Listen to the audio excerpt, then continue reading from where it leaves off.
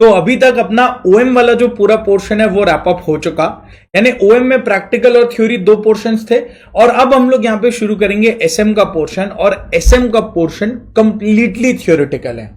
जैसे ओएम में काफी कुछ प्रैक्टिकल कॉन्सेप्ट्स था, प्रोजेक्ट मैनेजमेंट मशीन, ये सारी चीजें प्रैक्टिकल सम्स थे इसमें, और इसमें कुछ पोर्शन थ्योरी भी था जो थ्योरी क्लासेस में चले, लेकिन मेजर पोर्शन प्रैक्टिकल था, और वो प्रैक्टिकल एग्जाम में भी पूछता है, वो तो पूछेगा ऑफ कोर्स, लेकिन उसके बाद सीएमए फाइनल के अंदर एससीएम कॉस्ट के अंदर में भी काफी ओआर बोल के पोर्शन आ जाता है, जिसमें इंटर में जितनी भी अपने ओएम पढ़े हैं वो सब आपको सीएमए फाइनल के अंदर में एससीएम के पेपर में अप्लाई करने को मिलेगा, उससे आगे वाले लेवल का।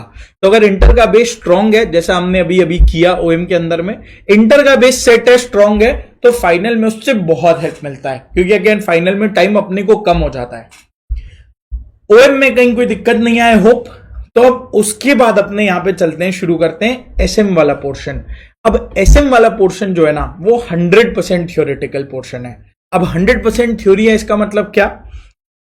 इसका मतलब 4 चैप्टर है तुम्हारे सिलेबस में, और ये 4 चैप्टर देखो किस तरीके से आता है।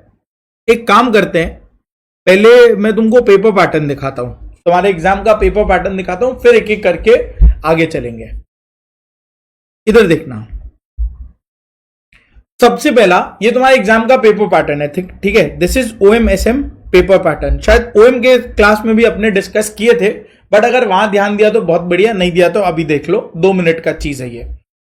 ओएम एसएम जो अपना यहां सिलेबस है, पेपर नंबर 9, पूरा पेपर 100 मार्क्स का आएगा। 100 मार्क्स जो अपने को अटेम्प्ट करने हैं, लेकिन पूरा पेपर 100 से ज्यादा मार्क्स का आता है। कितने का पेपर आएगा वो अभी अभी अपने देख लेंगे, डोंट वरी। 100 अटेम्प्ट करना अपने को, कितने घंटे में? 3 घंटे में अटेम्प्ट करना है 100। ये पूरा अपने एग्जाम से पहले इसको सॉल्व करके जाएंगे, so there is nothing to worry कि यहां पे तुम लोग कुछ नया नहीं देखेगा एग्जाम पेपर में। इससे पहले अपना रिहर्सल हो चुका होगा, तुम लोग एक फुल सिलेबस टेस्ट भी दोगे, और उससे पहले अपने ओएम का एक पूरा टेस्ट होगा, एसएम का एक पूरा टेस्ट होगा। जो चैप्टर वाइज टेस्ट हुआ वो अलग, वो सब तो था ही। करेक्ट, प्राची बोली 128 का ही पेपर होता है, मैं दिखा देता, बट चलो ठीक है। तो इसमें सबसे पहला क्वेश्चन नंबर 1 जो होता है ये एमसीक्यू क्वेश्चन है, देखते हुए चलना, ठीक है। क्वेश्चन नंबर 1 एमसीक्यू क्वेश्चन है, क्वेश्चन 1 जो 30 मार्क्स का अपना एमसीक्यू होता है। पहले ऑब्जेक्टिव होता था, बहुत सारी चीजें होती थी इसमें, अब सिर्फ एमसीक्यू बच गया है। सो फुल 30 मार्क्स एमसीक्यू है। किस तरीके से? 15 क्वेश्चन होंगे, 2-2 नंबर का हर एक क्वेश्चन होगा, यानी 30 मार्क्स का अपना पूरा का पूरा एमसीक्यूज। अब ये एमसीक्यूज कहां से होंगे भाई? जो हमने पढ़ा है वही सिलेबस से होगा। जैसे ये सब ओएम का चल रहा है, ये देखो वर्क सेंटर में पढ़ा था, ये ईओक्यू का क्वेश्चन हो गया, यहां पे प्रोडक्टिविटी पर वर्कर हमने पढ़ा था, ये सब जो हमने पढ़ा है ये एग्जैक्टली वही चीज है, ठीक है। अब यहां तक ओएम था, यहां तक ओएम के एमसीक्यूज के कितने? 7 क्वेश्चंस वर फ्रॉम ओएम। अब यहां पे आ गया 2 3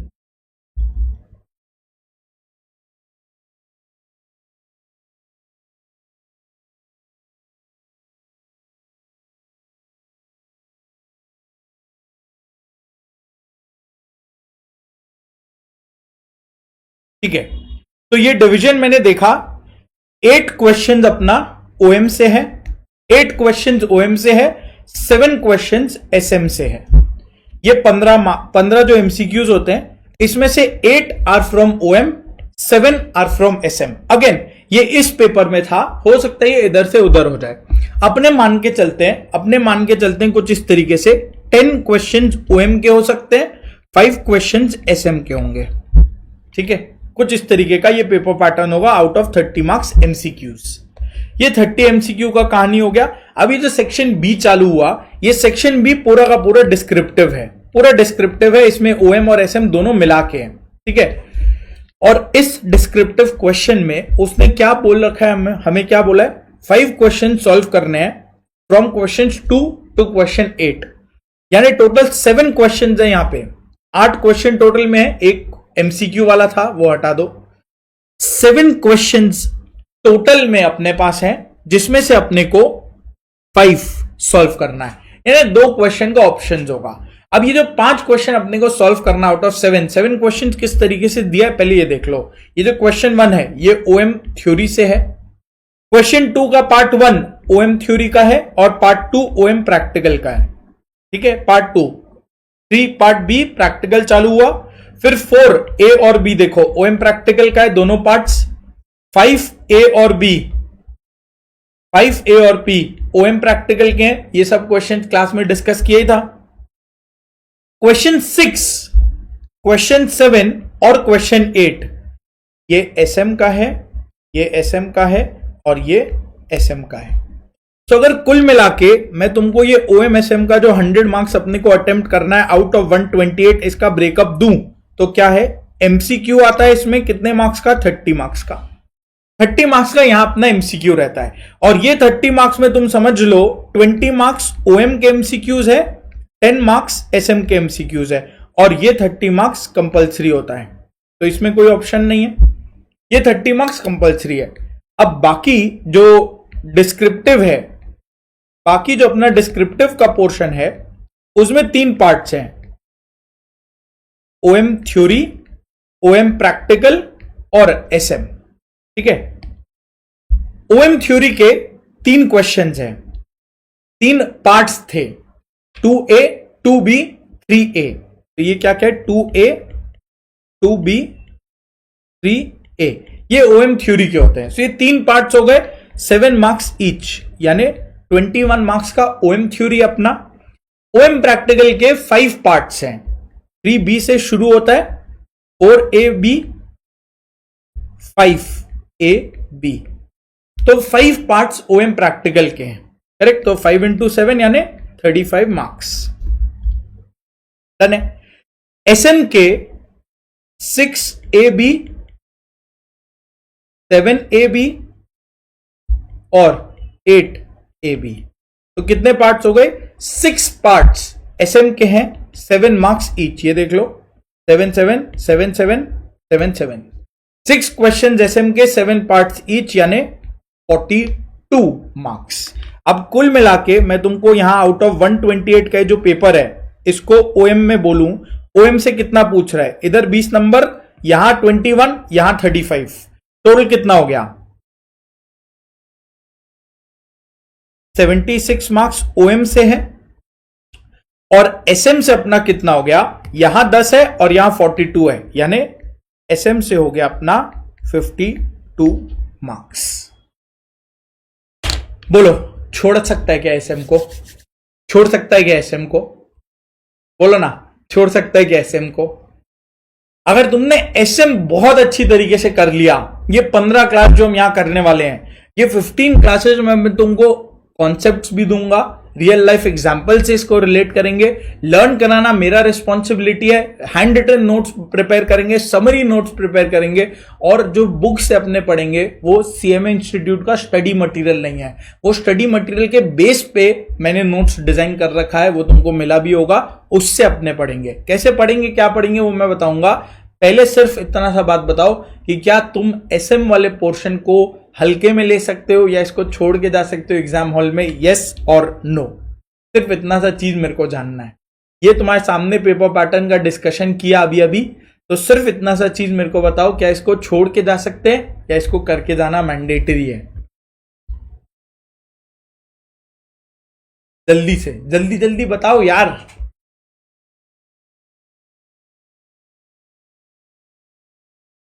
बोलते हुए चलो।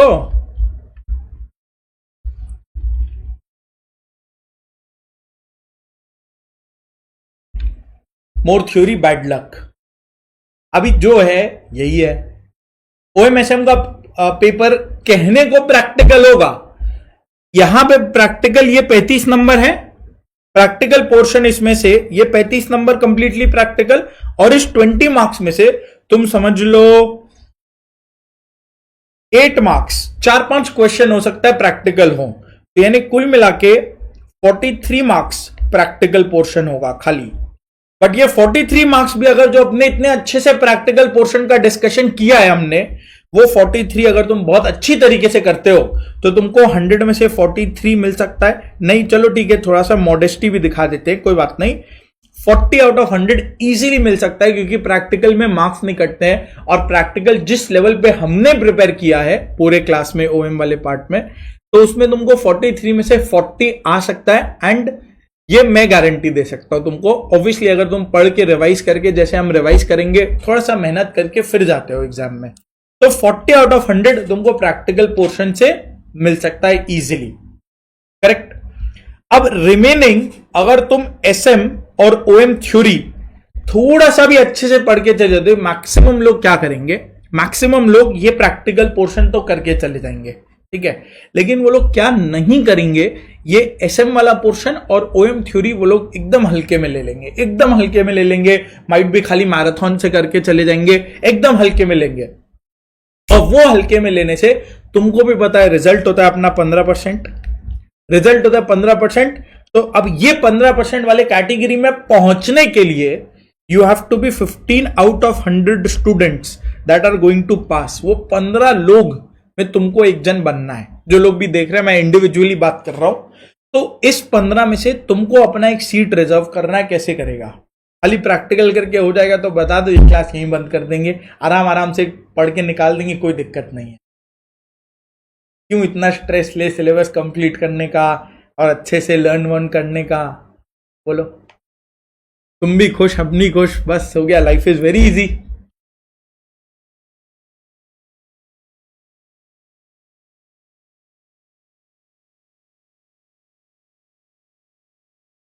बोलो ना, नहीं हो सकता। तो खाली प्रैक्टिकल करके तो नहीं होगा। अगर हो गया तो गणेश जी के डबल लड्डू चढ़ा देना, वो गलती से मिस्टेक से पास हो गए तुम, बहुत बढ़िया, वेरी गुड। और सही स्ट्रैटेजी इसका क्या होगा, प्रैक्टिकल तो अपने को करना ही है, मतलब उसमें तो कोई डाउट ही नहीं है, ये प्रैक्टिकल पोर्शन तो करके जाना ही जाना है। साथ में अपने को ये थ्योरेटिकल पोर्शन जो है ना, ओएम थ्योरी वाले और एसएम का थ्योरी, ये अपने को बिल्कुल नेग्लेक्ट नहीं करना है। अब ये दोनों थ्योरी में भी एसएम का थ्योरी तुमको बहुत अच्छी तरीके से करना है, क्योंकि वो 52 मार्क्स का थ्योरी है, 52 मार्क्स का थ्योरी है। और तुम देखो एकदम डायरेक्ट क्वेश्चंस, एकदम डायरेक्ट क्वेश्चन आएंगे इससे, डायरेक्ट क्वेश्चन आएगा इससे, इसमें घुमाने वाला कोई बात नहीं है। तो ये 52 मार्क्स तुमको बहुत अच्छे से मेरे साथ साथ में यहां पढ़ना है। और रहा बात ओएम थ्योरी का, ओएम थ्योरी अपने जो 6 क्लास के अंदर अंदर में रैप अप किए हैं, वो मोर देन इनफ है, वो मोर देन इनफ है। उसको एग्जांपल्स के थ्रू कीवर्ड्स को खाली पढ़ते हुए जाना है, that is more than enough. बोलो यहां तक अब तुमको सेंस बना क्या? तो एसएम का अपना कुछ स्टडी स्ट्रैटेजी इस तरीके से होने वाला है कि जो नेक्स्ट 15 क्लास हम लोग करेंगे, 15 क्लासेस का मेरा यहां टारगेट होगा। 15 क्लासेस तुम समझ लो 1 आवर 45 मिनट्स ईच, 2 घंटा नहीं पढ़ेंगे, 1 आवर 45 मिनट्स ईच। ये तो 15 क्लासेस होगा, यानी कुल मिला के कितना ही हो गया यार, मतलब टोटल क्या 20-22 घंटा हुआ होगा, 22 आवर्स के आसपास लगभग। तो चलो ठीक है, 25 आवर्स ही ले लो तुम। 25 आवर्स अगर तुम मेरे सामने साथ साथ में पढ़ते हुए चलते हो, ये 25 आवर्स में हम लोग क्या क्या करेंगे तुमको मैं बता देता हूं। ये 25 आवर्स में हम लोग बुक से पढ़ेंगे, लर्न करेंगे, पहले अंडरस्टैंडिंग होगा, बुक से समझते हुए लर्न करेंगे, और साथ में समरी नोट्स बनाते हुए चलेंगे। ये 25 आवर्स में तुम सब काम कर चुके होगे, सब काम। और बुक से भी जो पढ़ना है ना, वो मैं तुमको बोला जा सकता था कि ये अपना मेन स्टडी मटेरियल जो है, तुम देखो सीएमए इंस्टीट्यूट का ये स्टडी मटेरियल है तुम्हारे सामने। आ जाओ इसके नोट्स पे, आ जाओ यहां पे देखो, ये रहा तुम्हारा section B strategic management, page 387 से लेके 521, 387 से लेके 521 सब्ट्रैक्शन, ये सब तुमको बहुत अच्छी तरीके से आता है। कुल मिला के लगभग यहां पे 135 पेजेस है, यहां 135 पेजेस है। और ये 135 पेजेस के बुक के गंदे लैंग्वेज वाले नोट्स को यहां पे मैंने 76 पेजेस में समराइज कर दिया है।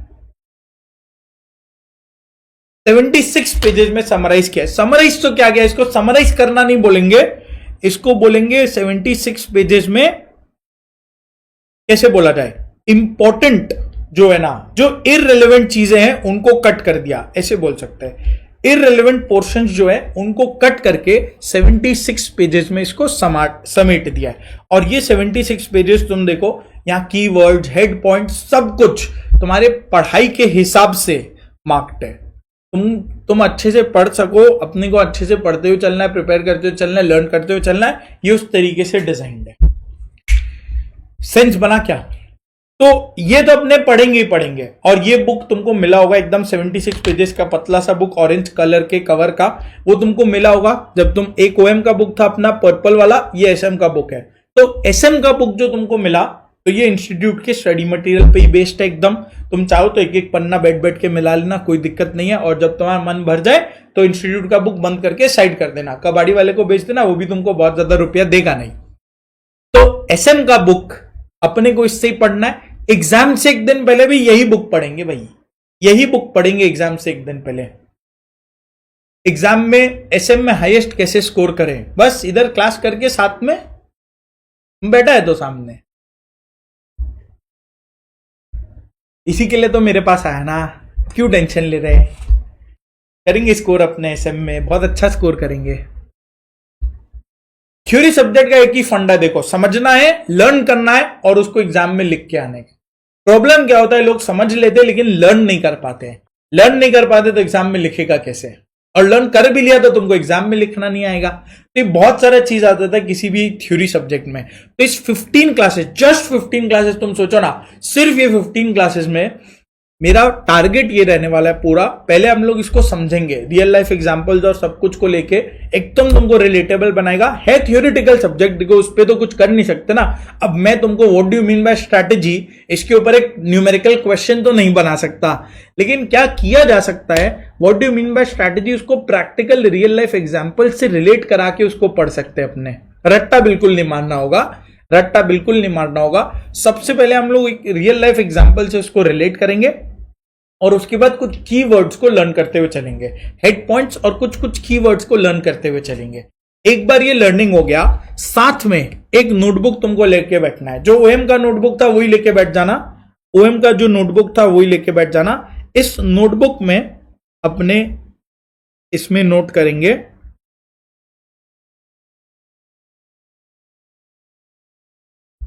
SM, summary notes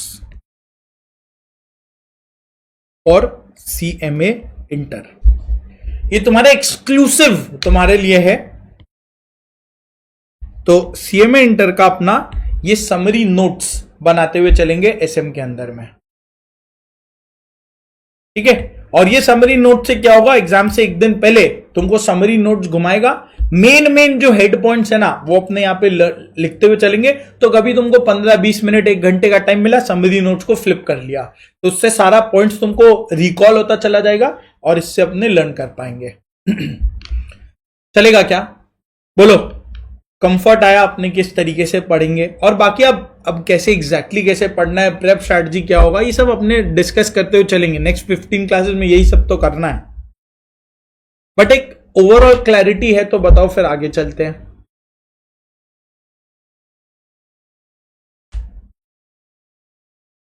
theory subject है, टाइप चैट नहीं करता रहेगा तो फिर कब नींद आ जाएगा पता भी नहीं चलेगा, उठ के देखिएगा क्लास खत्म।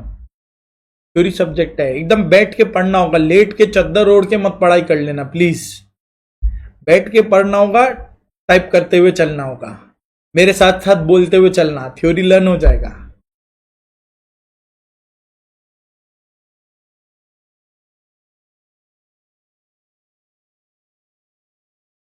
सही है, चलो बहुत बढ़िया। आंसर कैसे लिखना होगा ये भी बता दीजिएगा। ऑफ कोर्स सभी चीज डिस्कस करेंगे इसमें, ऑफ कोर्स। चलेगा?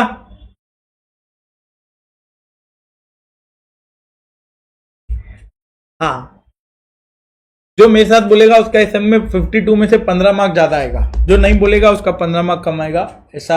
हाँ ऐसा ही होगा। जो बोलते हुए चलेगा 15 मार्क उसका बेसी रहेगा, जो नहीं बोलेगा 15 मार्क कम रहेगा। अब तुम रिस्क लेना चाहो तो ले लो, तुम्हारे ऊपर है, मेरा कुछ नहीं है। चले आ जाओ। तो सबसे पहले अब यहां पे अपने शुरू करेंगे chapter 1 introduction to strategic management. यहां हेडिंग दे दो,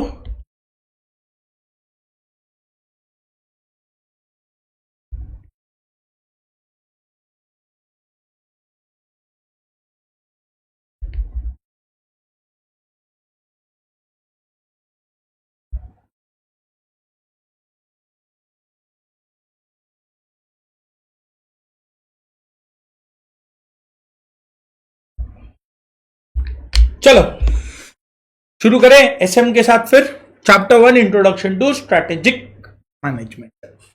ये अपना मस्त पूरा एसएम का तुम समरी नोट्स बनाते हुए चलना। ओएम वाला जो अपना नोटबुक था ना, अगर तुमने ओएम कर चुका है सर आप चालाक हो, हाँ बचपन से ही। अगर तुमने ओएम कर लिया है तो ओएम कंप्लीट करने के बाद एसएम उसी नोटबुक में कर लेना। तो मल्टीपल नोटबुक्स क्रिएट नहीं करने, ज्यादा अपने को ज्यादा पेजेस लगेगा नहीं। I think 50 pages maximum, 50-60 pages तो मेरा। तुम्हारा अगर नोटबुक का बात करेंगे तो 30-35 पेजेस में पूरा एसएम को समेट दूंगा। पूरा एसएम का समरी नोट्स बन जाएगा। समरी नोट चाहिए तो इसीलिए बहुत ज्यादा पेजेस लगेंगे नहीं। चलो चले क्या, बोलते हुए चलना, मस्त तुमको लर्न होता जाएगा। 1-2 टॉपिक मेरे साथ साथ देखो, फिर तुमको अपने आप समझ में आ जाएगा कैसे पढ़ना है, कैसे आंसर करना है, ये सब हम डिस्कस करते हुए चलेंगे। तुमको कुछ नहीं करना है, तुमको बस तुम्हारा टारगेट यही है, बिना सोए बैठे रहना है और नींद आने लगे अपने आप को एक थप्पड़ मार के जगा लेना और बैठ के बोलते हुए चलना, ठीक है? नींद नहीं आएगा। बाकी देखो है थ्योरी सब्जेक्ट, जितना इंटरेस्टिंग बनाया जा सकता है इसको उतना इंटरेस्टिंग इसको बना के रखेंगे, तुम टेंशन मत लेना। चले अरे इधर देखो, सबसे पहला भाई what do you mean by strategy? Strategy क्या है? तुमको कोई भी कुछ भी जो तुमको समझ में आता है बता सकता है क्या? स्ट्रैटेजी का मतलब क्या? स्ट्रैटेजी का मतलब क्या? क्या इंपॉर्टेंट है, किससे क्या क्वेश्चन आ सकता है, ये सब हम लोग नोट करके चलेंगे। What do you mean by strategy? बस तुम इतना सा जान लेना, every long question is of 7 marks. 7 marks का अपना हर क्वेश्चन आता है। हर क्वेश्चन 7 नंबर का होगा। टेस्ट का पीडीएफ कहां अवेलेबल होगा इशिता? वो तो डिस्कस किए ओएम में, ड्राइव का लिंक दिया हुआ है ना, ओएम के क्लास में ड्राइव का लिंक दिए थे, दे देंगे, डोंट वरी। एसएम में मैं बता दूंगा, टेंशन मत लो, क्लास करते हो चलो मैं बता दूंगा, डोंट वरी मैं बता दूंगा। चलो स्ट्रैटेजी मतलब क्या बताओ? स्ट्रैटेजी मतलब क्या? What do you mean by strategy? Strategy मतलब, स्ट्रैटेजी माने प्लानिंग, चलो बोल सकते हैं प्रॉपर प्लानिंग, बहुत बढ़िया, वेरी गुड। स्ट्रैटेजी मतलब सिंपल है ना, अभी तुम रिलेट करो ना, तुम्हारे आज के दिन का ऑब्जेक्टिव क्या है? ऑब्जेक्टिव, कुछ टारगेट है तुम्हारे आज के लिए, जीवन का कुछ टारगेट है। क्या टारगेट है?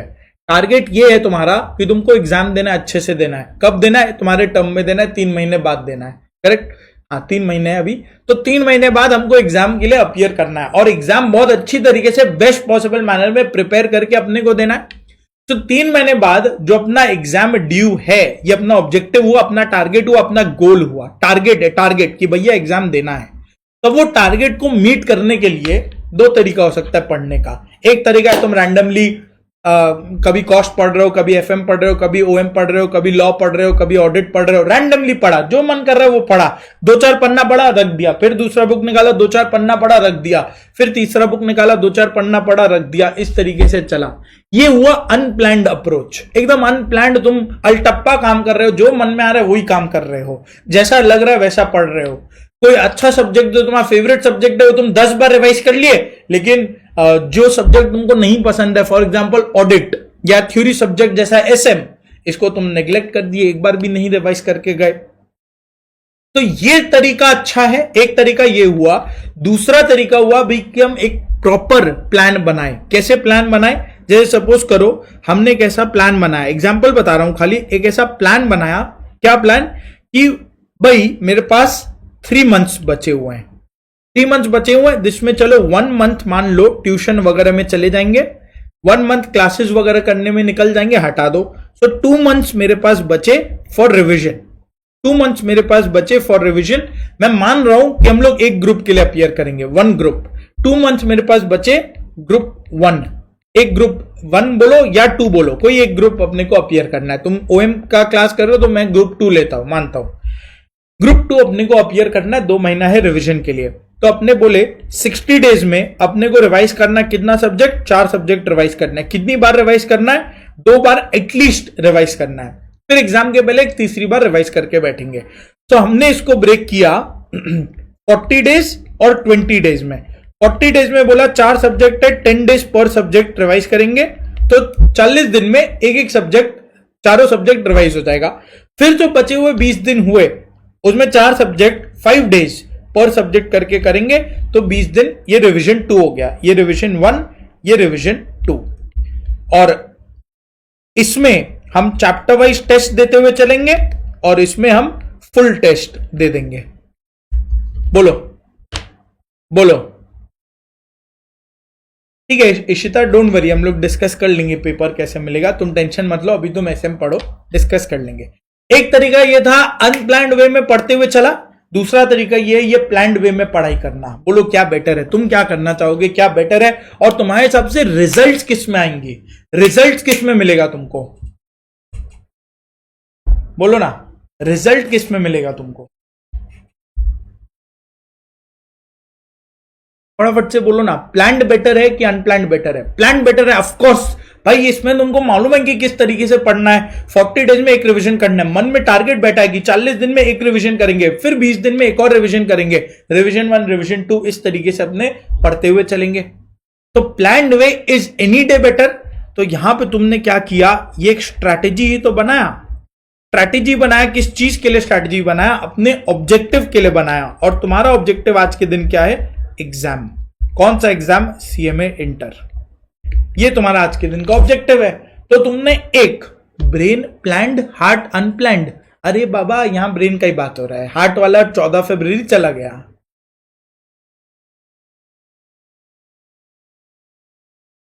इधर ब्रेन का ही बात। दिल से तुम पढ़ाई नहीं करते, दिमाग से ही पढ़ाई करते हैं,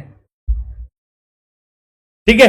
तो स्ट्रेटेजी बनाया एग्जाम देने के लिए, सिंपल है। अब ये हर जन के लिए, जैसे मेरे लिए ऑब्जेक्टिव क्या है, मेरे लिए ऑब्जेक्टिव है तुम्हारे सिलेबस को बेस्ट पॉसिबल मैनर में एग्जाम से काफी पहले खत्म कराना है और ब्यूटीफुली तुमको याद करते हुए खत्म कराना है। तो ये ऑब्जेक्टिव सेट हुआ। अब ये ऑब्जेक्टिव के लिए 2 काम कर सकते हैं, अनप्लान्ड, बोला एकदम अनप्लान्ड, कोई प्रिपरेशन नहीं किया मैंने और सीधा आके बैठ गया और बोला चलो क्लास करते हैं, मालूम नहीं कितना टाइम चलाना है, सिलेबस को कुछ नहीं मालूम, एक वो अप्रोच है। दूसरा अप्रोच है कि मैंने तुमको पहले ही बता दिया 15 क्लासेस में अपने एसएम को खत्म करेंगे, यानी मेरे मन में हर क्लास का एक शेड्यूल बना हुआ है कि कितने टाइम किस टॉपिक को देना है, कितने टाइम किस टॉपिक को देना है, सब कुछ डिजाइन्ड है properly. It is called a planned way. ये पूरा प्लान रेडी है, यानी कि मेरे पास एक पूरा स्ट्रैटेजी रेडी है कि हम ये सब्जेक्ट को किस तरीके से पढ़ेंगे, 15 क्लासेस में कैसे खत्म करेंगे ताकि तुम एग्जाम के लिए बेस्ट पॉसिबल मैनर में रेडी हो जाओ। बोलो समझा क्या स्ट्रैटेजी, समझा क्या, what do you mean by strategy? Strategy मतलब कुछ नहीं होता, एक प्लान बनाते हैं हम। किस लिए प्लान बनाते हैं, ताकि हमारा जो गोल्स एंड ऑब्जेक्टिव्स है ना उसको हम अचीव कर पाए, जो अपना गोल्स एंड ऑब्जेक्टिव्स है उसको अचीव कर पाए। तुम्हारा गोल क्या है, एग्जाम में बैठना, मेरा गोल क्या है, तुमको तैयार करना, मेरा गोल है तुम्हारा सिलेबस टाइमली और इफेक्टिवली खत्म करना। तो हर जन का जो उसका गोल है वो उसके हिसाब का स्ट्रैटेजी बनाएगा। जैसे जब जियो मार्केट में आया था, जियो का ऑब्जेक्टिव क्या था, ऑब्जेक्टिव था भैया हमको इंडिया का पूरा मार्केट को कैप्चर करना है। तो मार्केट को कैप्चर करने के लिए उसने भी एक स्ट्रैटेजी बनाया था ना, क्या स्ट्रैटेजी बनाया था, फ्री में सिम कार्ड्स को बांटने वाला स्ट्रैटेजी बनाया था, तो वो उसके लिए काम किया। इंडिगो का पूरा कहानी तुम्हारे साथ मैंने डिस्कस किया ओएम में। इंडिगो को एकदम प्रॉफिटेबल एयरलाइंस बनना था, ये उसका ऑब्जेक्टिव था, प्रॉफिटेबल एयरलाइंस बनना है। अब उसके लिए उसने कई सारे स्ट्रैटेजीज को फॉलो किए। क्या स्ट्रैटेजीज को फॉलो किया, वेट को कम किया, फीमेल कैबिन क्रू लाया, 15 केजीज का वेट लिमिट लगाया। तो ये सारे अपने अलग अलग स्ट्रैटेजीज थे जो इंडिगो ने अपनाया ताकि वो अपना गोल जो कि प्रॉफिटेबल एयरलाइंस बनने का था उसको अचीव कर सके। बोलो चमका क्या, चमका क्या, बोलना फटाफट से। हुआ यहां तक? कोई दिक्कत है? कहीं कोई दिक्कत, डाउट, कोई question? Life is easy, yes और नो? जल्दी बोलो। स्ट्रैटेजी क्या है, थोड़ा सा आइडिया लगा परफेक्ट एकदम। चलो, अगर किसी को थोड़ा डाउट भी है, एक और एग्जांपल ले लेते हैं। उरी मूवी देखा होगा तुमने, उसका एक क्लिप दिखाऊंगा मैं। एक और एग्जांपल ले लेते हैं। क्यों इतना सारा एग्जाम्पल ले रहा है? क्योंकि आगे हम लोग रिलेट करते हुए चलेंगे। और जब तुम एग्जाम्पल ओरिएंटेड पढ़ाई करता है ना, एग्जाम्पल ओरिएंटेड जब तुम पढ़ाई करेगा, कुछ चीज भूल नहीं सकता, तुमको सब चीज याद रहेगा 100%।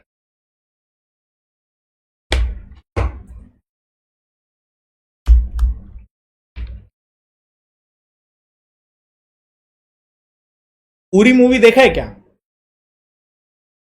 अरे बोल लो ना, उरी मूवी देखा है क्या?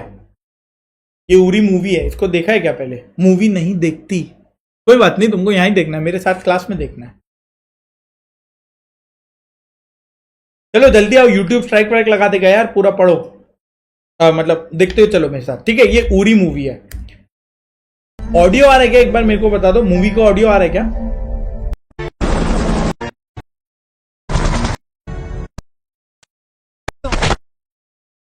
मूवी का ऑडियो आ रहा है क्या?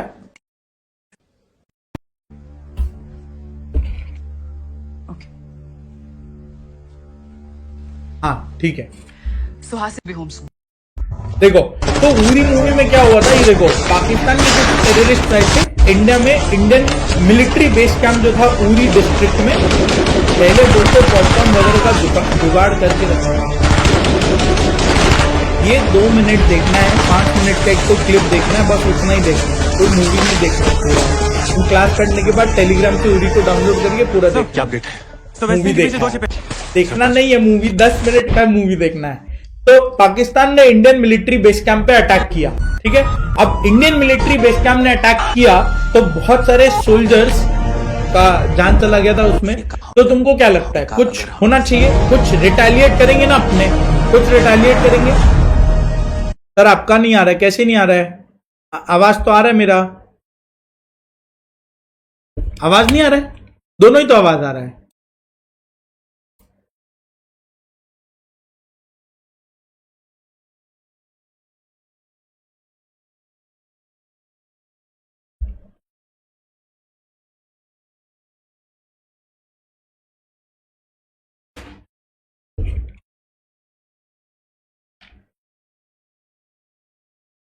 मूवी का वॉइस कम करो।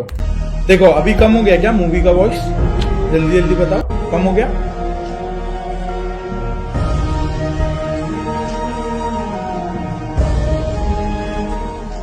चलो और कम कर दें।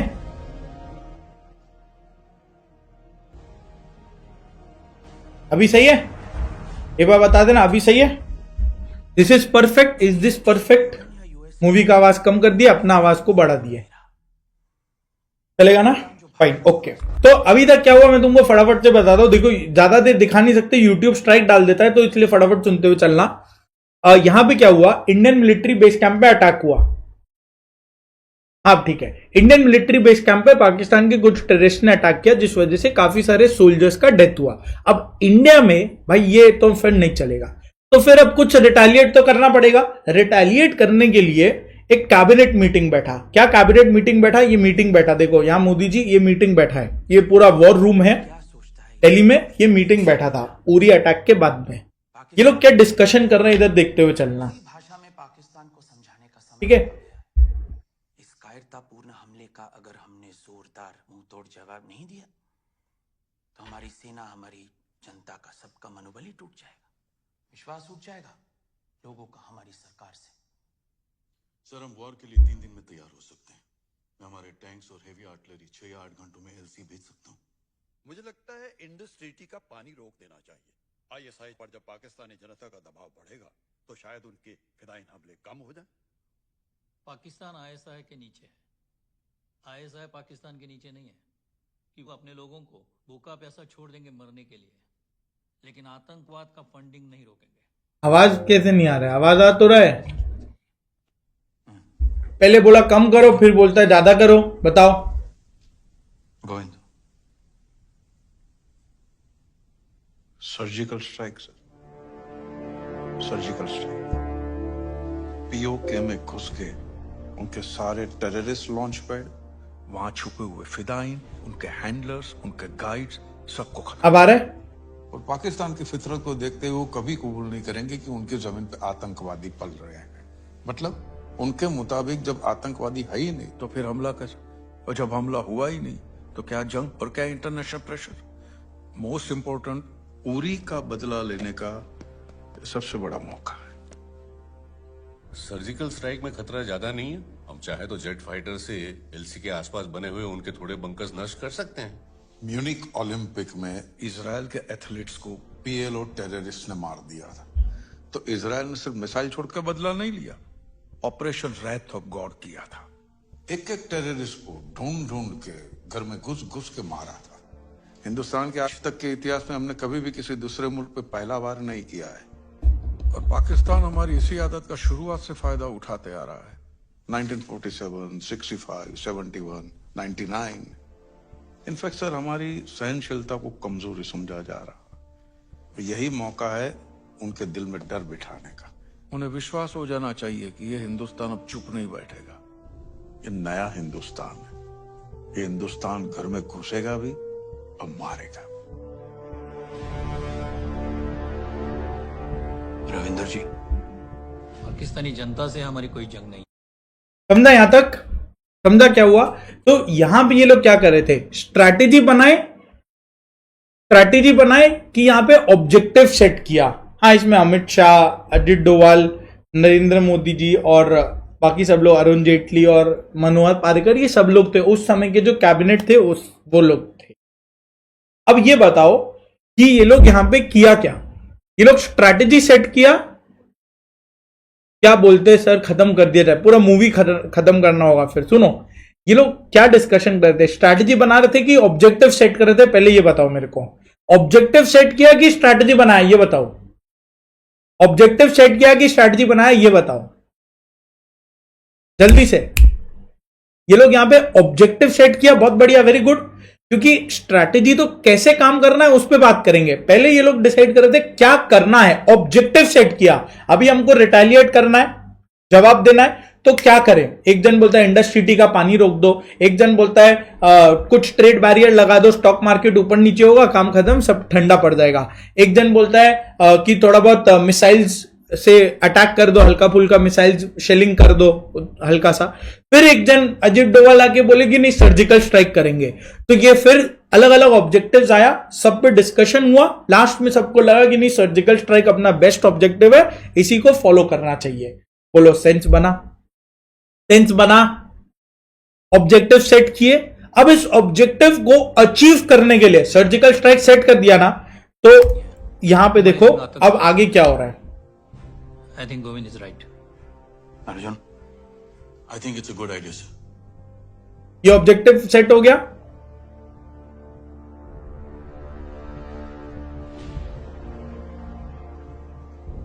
तो ठीक है, 10 दिन के अंदर अंदर पाकिस्तान में आज तक का सबसे घातक सर्जिकल स्ट्राइक होगा। रविंदर जी, आप अर्जुन के साथ टीम तैयार कीजिए। इस मिशन का नेतृत्व आप करेंगे, सारी प्लानिंग आपकी होगी, और हर दिन की प्रोग्रेस रिपोर्ट आप मुझे देंगे।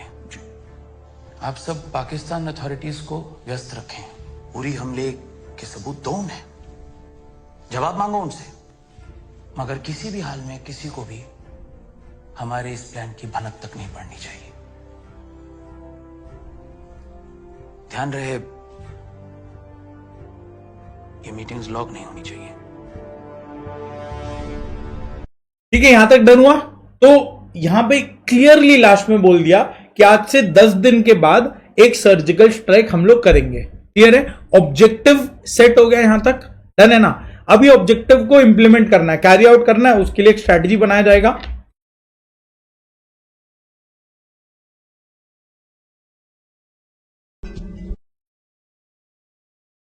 हर ग्राइंड अटैक इन सब सही है। लॉन्च पैड और ट्रेनिंग सेंटर जहां से उरी हम यस सर आतंकवादी आए थे। 38 हाईली ट्रेन टेररिस्ट, ये देखते हुए 2 चलना माले होगा। की बिल्डिंग और 5 एग्जिट पॉइंट्स। इन सब डिटेल्स की क्या हमारे इंटेलिजेंस ने खुद पुष्टि की है? यस सर, मैंने पर्सनली हर एक लॉन्च पैड को चेक किया है। अटैक का प्लान क्या होगा? सर, हमारे 80 कमांडोज बिल्कुल तैयार हैं। 28 की रात को 12:30 बजे जब हमारी शेलिंग पीक पर होगी, तब हम फॉरवर्ड पोस्ट से 4 लो फ्लाइंग मी-17 हेलीकॉप्टर से पीओके में एंटर करेंगे और ठीक रात को 2 बजे हमारा अटैक शुरू होगा।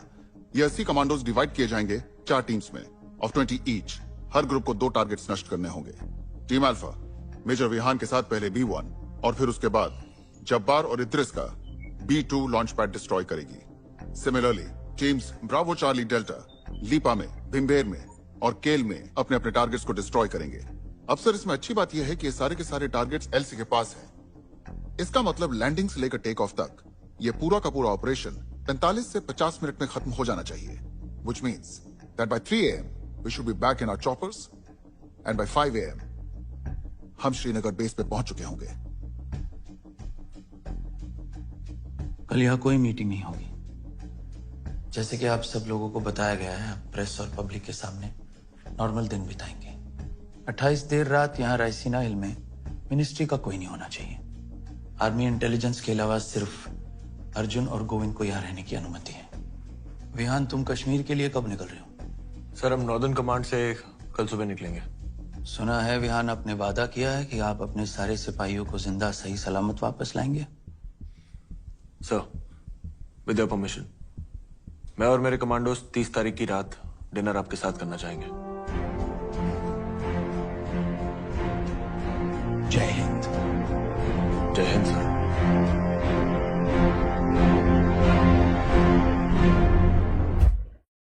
समझा क्या?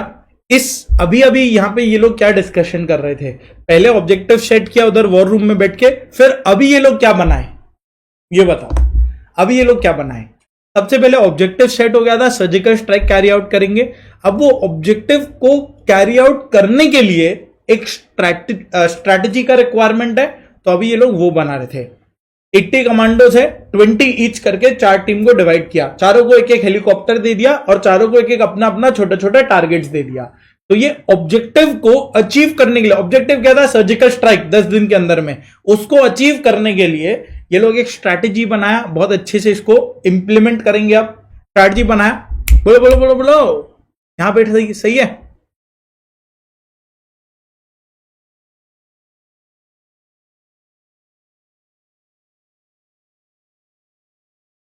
यहां तक सही है?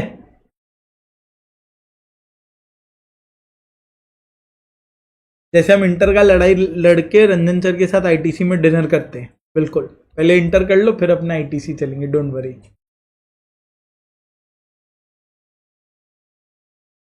करेक्ट। गोल को अचीव करने के लिए एक स्ट्रैटेजी बनाया। अब स्ट्रैटेजी बनाया, उसको इंप्लीमेंट करना है। अभी स्ट्रैटेजी बनाया था, अब मेन काम आएगा विच इज स्ट्रैटेजी को इंप्लीमेंट करना है।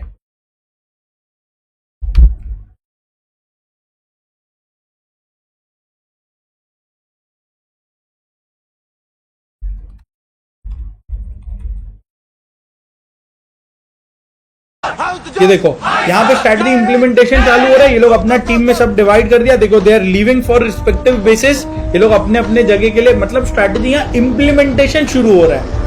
जैसे इन लोग को डिवाइड किया गया था, अब ये लोग उसको कैरी आउट करना चालू कर दिया, एग्जीक्यूट करना चालू कर दिया। यानी इसको बोला इंप्लीमेंटेशन। अब इसको इंप्लीमेंट कर रहा है, जो बनाया था उसको यहां पे इंप्लीमेंट कर रहे हैं। इंप्लीमेंट करते करते कहीं भी कुछ प्रॉब्लम आ सकता है क्या? इधर देखते हुए चलना।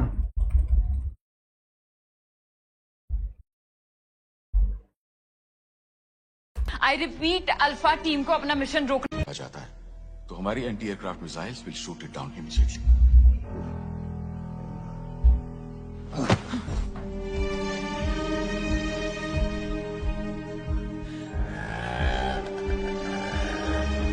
Hello, alpha team needs to abort mission. I repeat, alpha team को अपना मिशन रोकना पड़ेगा।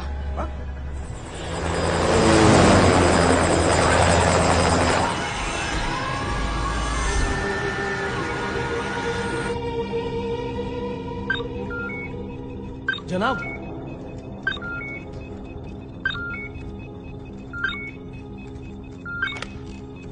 एलसी पे एयर एक्टिविटी डिटेक्ट हुई है। एंटी एयरक्राफ्ट मिसाइल्स रेडी रखिए।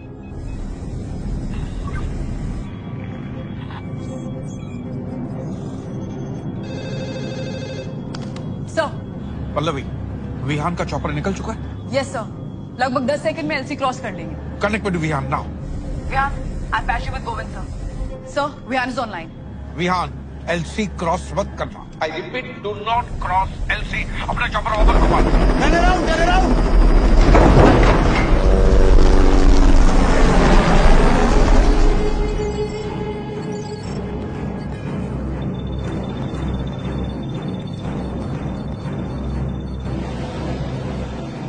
विहान, उन्होंने मुजफ्फराबाद सेक्टर में एवाक्रेडर लॉन्च कर दिया है, तो अल्फा टीम का बाय एयर क्रॉस करना नामुमकिन।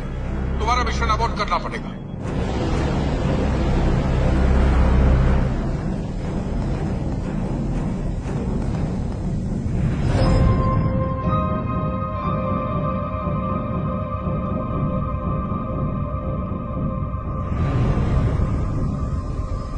पल्लवी लिसन, फारूक ने इंटरोगेशन के दौरान बताया था कि वो आतंकवादियों को हिंदुस्तान केव्स के जरिए लाते थे, जिसपे हमारी आर्मी ने नजर रखी हुई है। Get me the exact coordinates to those caves. अगर हम हवा से नहीं जा सकते तो हम जमीन में घुस के जाएंगे, मगर किसी भी तरह आज हम ये मिशन पूरा करके रहेंगे। ब्रावो, चार्ली, डेल्टा, आप लोग प्लान के मुताबिक आगे बढ़ेंगे। अब से हम चारों टीम्स के बीच में रेडियो साइलेंस रहेगा। We'll only be in touch with the army intelligence directly. They will keep me posted. Correct Vihan. Bravo, Charlie, delta, intelligence के मुताबिक आपके सारे एरिया सेफ है, so move ahead as plan. What's the status? So we figured out the coordinates. हो गया, इतना ही तक था मूवी।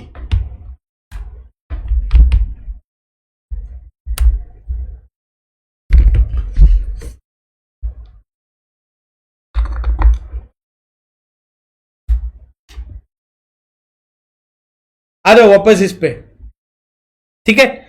तो तुम मूवी से क्या क्या चीज समझा? कौन तोड़ देगा, वो तो तोड़ता ही था। तुम मूवी में क्या क्या चीज समझा? सबसे पहले हम लोग ऑब्जेक्टिव सेट किए कि अलग अलग ऑब्जेक्टिव्स में से एक ऑब्जेक्टिव बेस्ट निकला।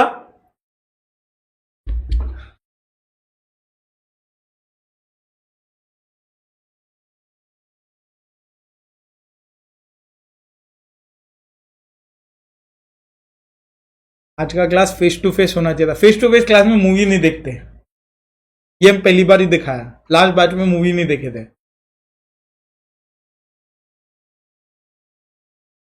जितना मिला उतने में खुश रहना है, ठीक है, उतने में खुश रहना सीखो। अभी पहले आ जाओ, सुनो। लास्ट बैच में तो मूवी देखे ही नहीं थे, हम ऐसे बता दिया था उरी में ये हुआ था।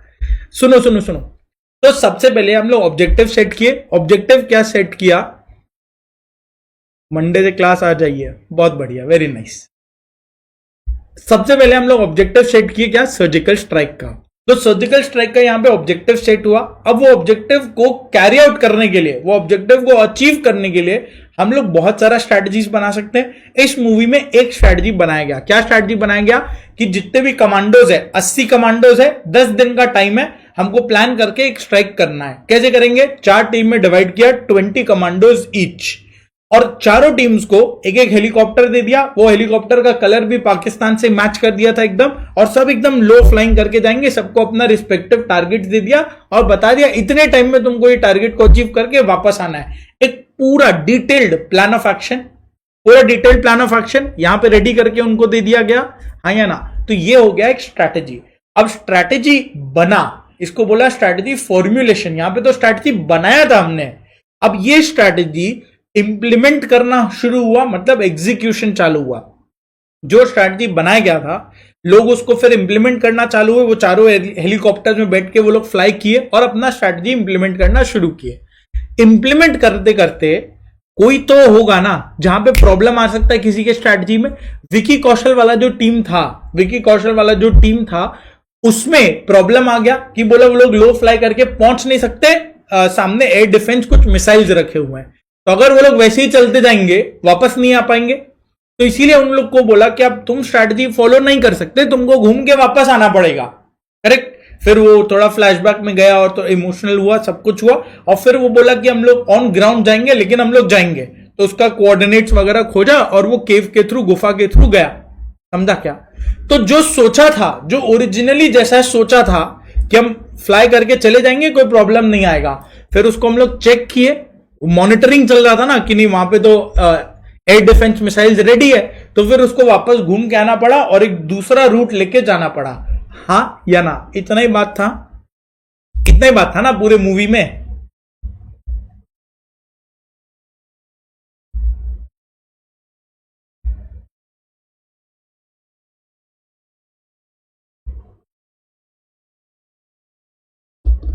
बोलो, समझा यहां तक?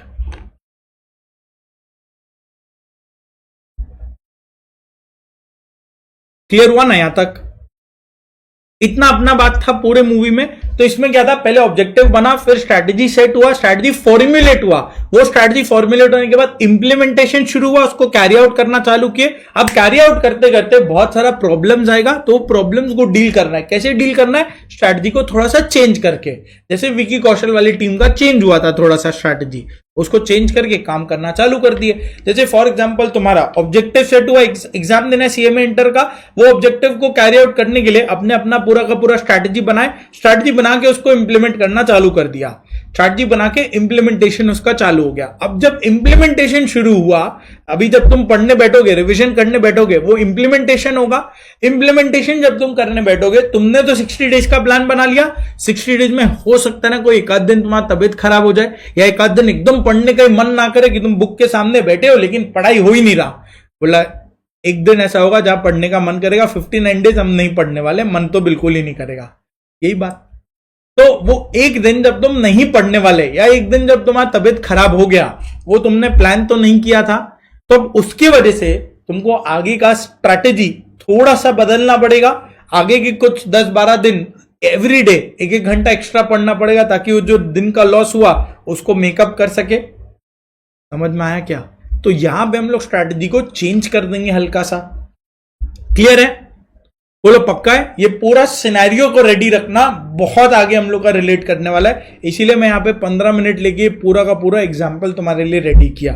बोलो सही है यहां तक? परफेक्ट।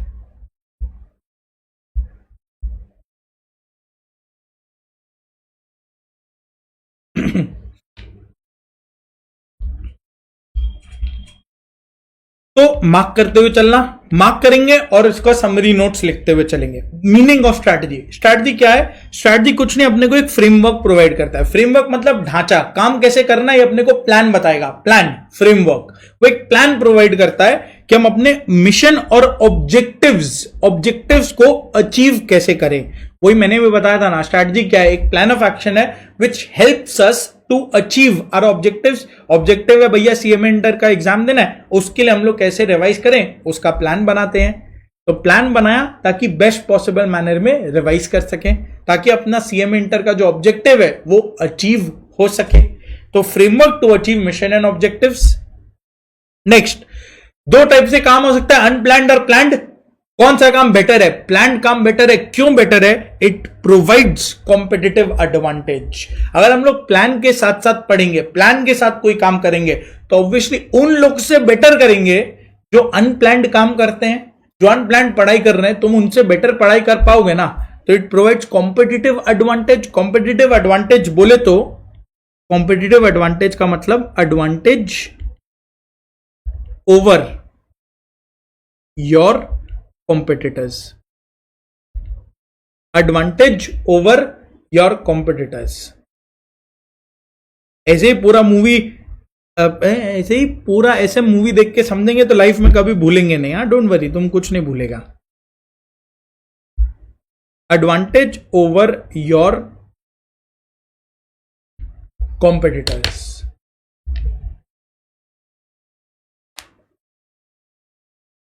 सही है? तो कॉम्पिटिटिव एडवांटेज हमको प्रोवाइड करेगा। और एक एमसीक्यू के लिए मार्क कर लो, स्ट्रैटेजी, जो वर्ड है ना स्ट्रैटेजी, ये कहां से डिराइव हुआ है? ये डिराइव हुआ है Greek word strategia, which means generalship. Generalship कुछ नहीं है, जैसे हर आर्मी में एक जनरल होता है, जनरल, तो वैसे ही स्ट्रैटेजी भी जनरल का काम करता है। जनरल क्या करता है? जनरल सबको, पूरे टीम को बताता है कि तुमको कैसे काम करना है, क्या करना है, किस तरीके से करना है। वैसे ही स्ट्रैटेजी भी हमको क्या करता है? बताता है ना, क्या करना है, कैसे करना है, किस तरीके से करना है। तो बस बोलो क्लियर है क्या? 3 चीज, it helps us achieve mission and objectives of the organisation. दूसरा, वो हमको कॉम्पिटिटिव एडवांटेज प्रोवाइड करता है। एंड वो स्ट्रैटेजिया बोल के एक वर्ड से डिराइव हुआ है, विच मींस जनरलशिप। बोलो, यहां तक क्लियर है? अगर है तो आ जाओ मेरे साथ, नोट्स में लिख लो, इसको समरी कर लेते हैं। चैप्टर 1 में कॉन्सेप्ट नंबर 1 ऐसे लिखना, नंबरिंग करते हुए चलना। 1 में अपने बोलेंगे meaning of strategy. Meaning of strategy. Strategy क्या होता है? देखो, it is a plan of action. ये प्लान ऑफ एक्शन को बुक में क्या बोला है? बुक में बोला है फ्रेमवर्क। बुक में वर्ड है फ्रेमवर्क। तो ये एक फ्रेमवर्क है जो हमको हेल्प करता है क्या करने में? To achieve. क्या अचीव करने में हेल्प करता है? Mission and objectives. Mission and objectives. और फिर इसका एक और काम क्या हो जाता है? Provides. It provides competitive advantage. ये हमको कॉम्पिटिटिव एडवांटेज प्रोवाइड करता है। बोलो, सही है यहां तक? कहीं कोई दिक्कत, डाउट, कोई question? Life is easy, yes और नो? जल्दी बता दो। Meaning of strategy done.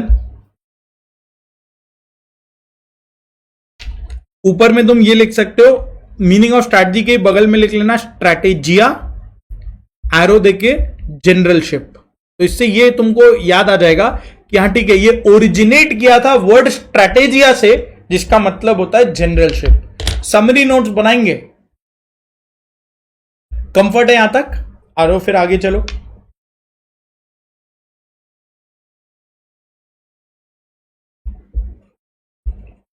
Second, दो टॉपिक सुपर इंपॉर्टेंट है जो अभी अपने back to back, in fact 3 topic जो अभी बैक टू बैक अपने पढ़ेंगे, सुपर इंपॉर्टेंट है। कैरेक्टरिस्टिक्स, कॉन्सिक्वेंसेस और टाइप्स ऑफ स्ट्रैटेजी। ये सुपर इंपॉर्टेंट है। इसमें किसी से भी क्वेश्चन पूछ सकता है, किसी से भी क्वेश्चन पूछ सकता है। पहला टॉपिक कैरेक्टरिस्टिक्स। स्ट्रैटेजी का कैरेक्टरिस्टिक्स क्या होता है? Features basically. दूसरा कॉन्सिक्वेंसेस। अगर हम एक स्ट्रैटेजी को फॉलो करते हैं, तो उसका कॉन्सिक्वेंस क्या हो सकता है सामने वाले के लिए? कॉन्सिक्वेंसेस। और तीसरा टाइप्स, अलग अलग टाइप के स्ट्रैटेजीज क्या होंगे। जनरलशिप बोला ना, जैसे आर्मी का एक जनरल होता है ना, जनरल, आर्मी का जनरल होता है, लीडर, मेजर जिसको बोलते हैं। वो क्या करता है? वो सबको गाइड करता है कि किस तरीके से काम करना चाहिए। वैसे ही स्ट्रैटेजी जो बनाता है, जैसे हम लोग पढ़ने का स्ट्रैटेजी बनाए, तो स्ट्रैटेजी हमको गाइड करेगा ना कि किस तरीके से पढ़ना है। मालूम है 10 दिन में एक सब्जेक्ट को कंप्लीट करना है, तो वैसे डन है वो है।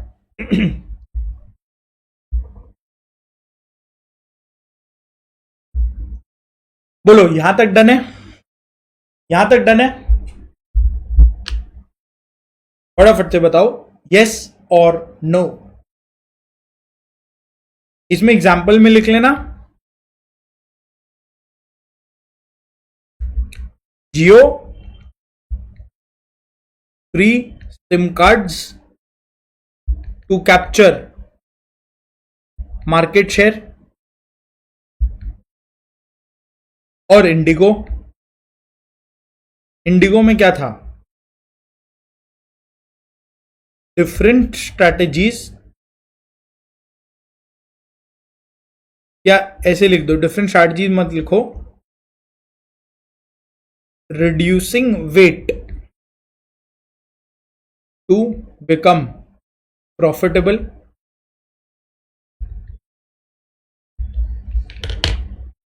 ठीक है?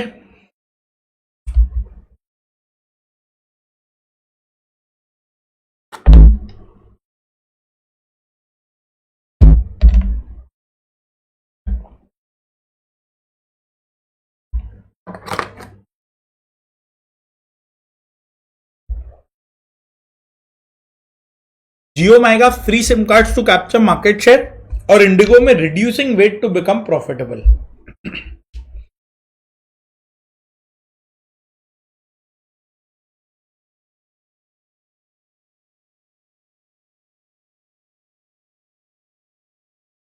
चलेगा?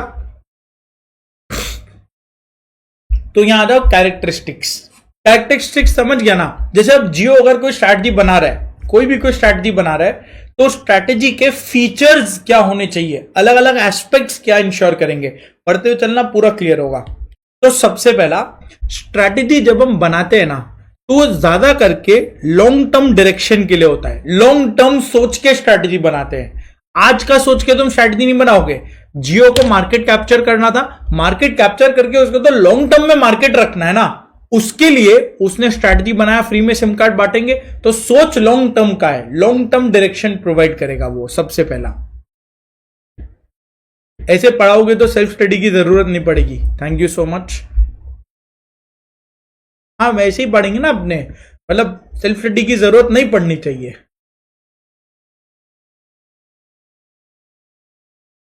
मेरा काम यही है, तुम्हारा काम को इजी बनाना है। तो आ जाओ, वही करेंगे बस। चलो,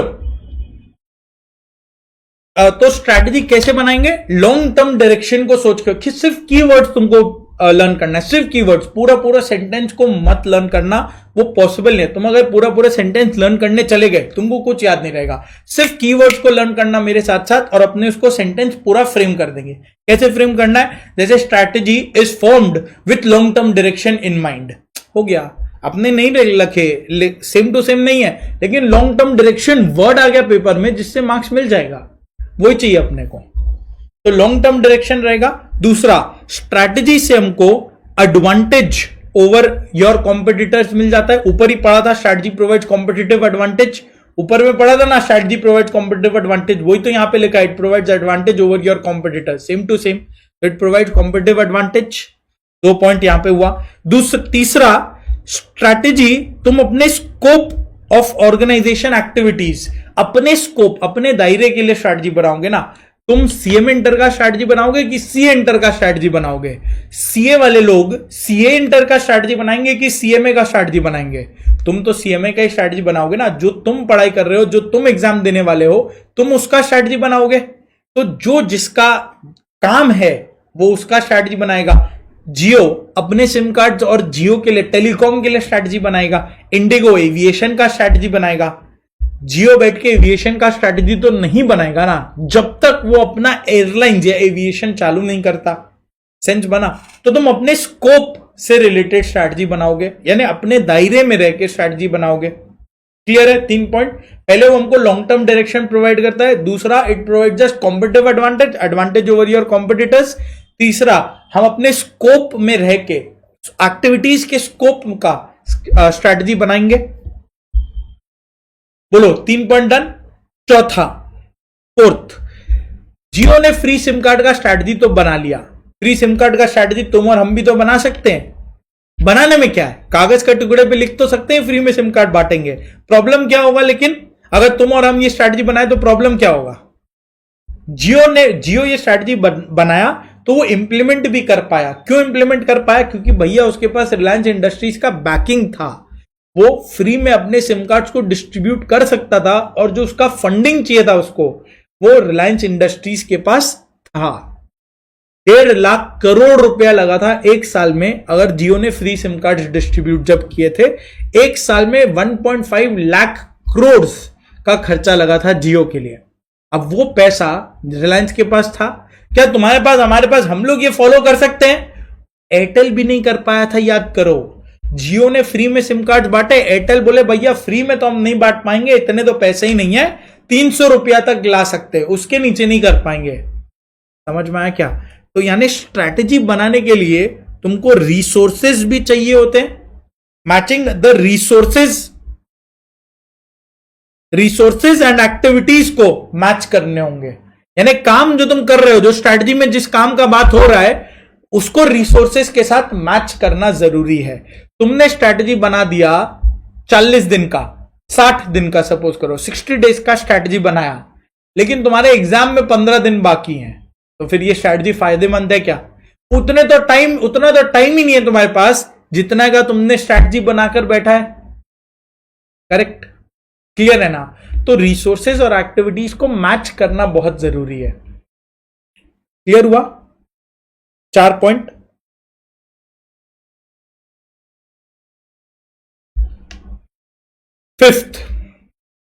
फिफ्थ देखो, ये एक एग्जाम्पल देते हैं तुमको, इसका एक एग्जाम्पल सुनना। ऊपर वाला 4 एग्जाम्पल तो रिलायंस से क्लियर हो गया ना, 5th वाली का एग्जाम्पल सुनना।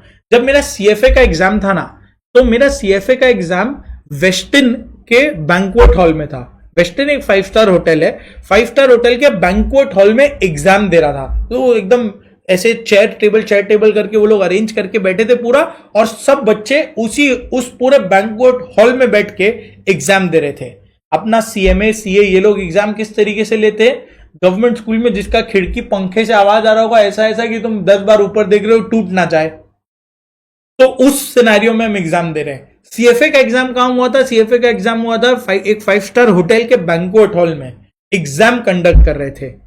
बोले बैंक्वेट हॉल में कौन एग्जाम कंडक्ट करता है? अब तुम वेस्टर्न के नजरिए से सोचना, वो 5 स्टार होटल के नजरिए से सोचना। उसने तो बैंक्वेट हॉल बना के रख दिया। अब बैंक्वेट हॉल के पीछे जो खर्चा लगना था, जो फिक्स कॉस्ट लगने होते हैं, वो सब तो लग ही रहा था ऑलरेडी। अब नॉर्मली बैंक्वेट हॉल तुम किस चीज में यूज करोगे? या तो तुम शादी में यूज करोगे, शादी के यूज में। हाँ, सीएमए का एग्जाम कॉलेज में होता है, वही तो बोला, गवर्नमेंट कॉलेजेस, वही तो बोला। या तो तुम उसको शादी में हॉल रेंट पर दे दोगे, शादी उसमें होती है, शादियां वगैरह होते हैं। दूसरा तुम कॉन्फ्रेंसेस होस्ट कर सकते हो बैंक्वेट हॉल में। बड़े बड़े कंपनी के जो जितने भी कॉन्फ्रेंसेस होते हैं, एजीएम वगैरह जो होता है, वो सब बैंक्वेट हॉल में कंडक्ट कर सकते हैं। तुम सोचो, हॉल को उसने एग्जाम सेंटर में कन्वर्ट कर दिया। बोला वॉशरूम तो है हमारे पास, चेयर टेबल अगर हम लगा देंगे तो एग्जाम सेंटर में कन्वर्ट हो गया। एसी वेसी मस्त काम कर रहा है एकदम, पानी का एक जगह काउंटर लगा देंगे, चेयर टेबल लगा देंगे, एग्जाम सेंटर बन गया ये। हाँ या ना? करेक्ट है। तो तुम सोचो, एक बैंक्वेट हॉल जिसमें शादी वगैरह होते हैं, उसको हम कन्वर्ट कर दिए एक एग्जाम सेंटर में। कब? जिस दिन शादी नहीं था। तो उसको क्या, वेस्टिन को उसका रेंट मिल गया? एग्जाम सेंटर का भी उसको रेंट मिला क्या? रेंट मिल गया, वो अपने हॉल को और बेटर तरीके से यूज कर पाया। तो इसको हम बोलते हैं stretching organisations resources to create new opportunities. Stretch किया हमारे रिसोर्सेज को। वेस्टिन के लिए उसका रिसोर्स था बैंक्वेट हॉल। एग्जाम्पल में लिखना, वेस्टिन होटल है, वेस्टिन बैंक्वेट हॉल, वो उसका रिसोर्स था, वो उसका रिसोर्स था। क्या होता है उसमें? नॉर्मली शादी वगैरह होते। तो उसने स्ट्रेच किया और उसको सीएफए का एग्जाम सेंटर में कन्वर्ट कर दिया। सीएफए एग्जाम सेंटर, सीएफए के एग्जाम सेंटर में उसको कन्वर्ट कर दिया कि जिस दिन एग्जाम है उस दिन हम ये हॉल सीएफए इंस्टीट्यूट को दे देंगे अपना एग्जाम को कंडक्ट करने के लिए। तो इसमें वेस्टर्न का क्या फायदा हुआ? उसको एक दिन का रेंट मिल गया। उसका फिक्स कॉस्ट तो ऑलरेडी लग रहा था, उसको एक दिन का रेंट मिल गया, उसका प्रॉफिट बढ़ गया। क्लियर है? बोलो बोलो बोलो, यहां तक डन है? तो सबसे पहला लॉन्ग टर्म डायरेक्शन प्रोवाइड करेगा। सेकंड, हमको कॉम्पिटिटिव एडवांटेज देगा। थर्ड, स्कोप के दायरे में रह के स्ट्रैटेजी बन सकता है। फोर्थ, मैच करना होगा रिसोर्सेज और एक्टिविटीज को, रिसोर्सेज को एक्टिविटीज के साथ। और फिफ्थ, हम स्ट्रेच कर सकते हैं अपने रिसोर्सेज को और नया अपॉर्चुनिटीज क्रिएट कर सकते हैं। करेक्ट? इसके बाद सिक्स्थ, ये वाला पॉइंट को मार्क कर लो, बीच में एक पॉइंट स्किप कर देना। Sixth point, it is likely to affect operational decisions. Strategy follow किया, स्ट्रैटेजी बनाया, फिर जैसा हमने स्ट्रैटेजी बनाया उसी को तो इंप्लीमेंट करेंगे ना। तो स्ट्रैटेजी बनाने के बाद ऑपरेशंस चालू होगा। ऑपरेशन मतलब इंप्लीमेंट होगा। तो स्ट्रैटेजी अफेक्ट्स ऑपरेशनल डिसीजन। जैसा स्ट्रैटेजी बनाया वैसा काम करेंगे। अगर तुमने सीएमए इंटर का स्ट्रैटेजी बनाया तो तुम सीएमए इंटर का पढ़ाई करोगे। तुम सीए इंटर का स्ट्रैटेजी बनाते तो तुम सीए इंटर का पढ़ाई करते। समझा क्या? जैसा स्ट्रैटेजी वैसा काम। It affects operational decisions. और सेवेंथ लास्ट में, strategy is affected by environmental forces and resource availability. Strategy दो चीज से अफेक्ट होता है। सबसे पहला रिसोर्सेज, ये तो ऊपर भी पढ़ा, रिपीट पॉइंट है। जैसा रिसोर्स होगा वैसे ही हम स्ट्रैटेजी बनाएंगे। अगर हमारे पास पैसे ही नहीं है तो हम वैसा स्ट्रैटेजी नहीं बनाएंगे ना जो इंप्लीमेंट ही ना हो सके। स्ट्रैटेजी वैसा ही बनेगा जिस तरह के रिसोर्सेज हैं तुम्हारे पास।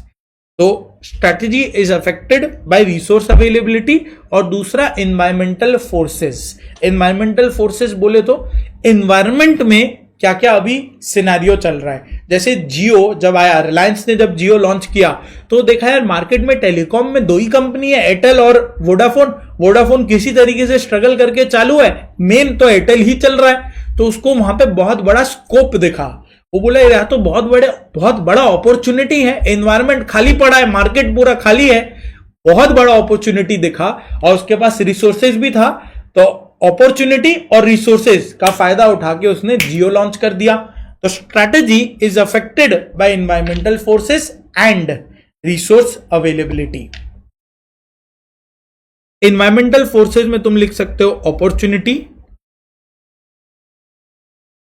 और थ्रेट, ऐसा लिख सकते हैं। बोलो 7 पॉइंट्स तुमको क्लियर है क्या? 7 पॉइंट्स तुमको क्लियर है, यस या नो? फटाफट से बता दो यार मेरे को, एकदम जल्दी से बता दो। Is this clear to you? ये 7 पॉइंट तुमको क्लियर है कि नहीं है?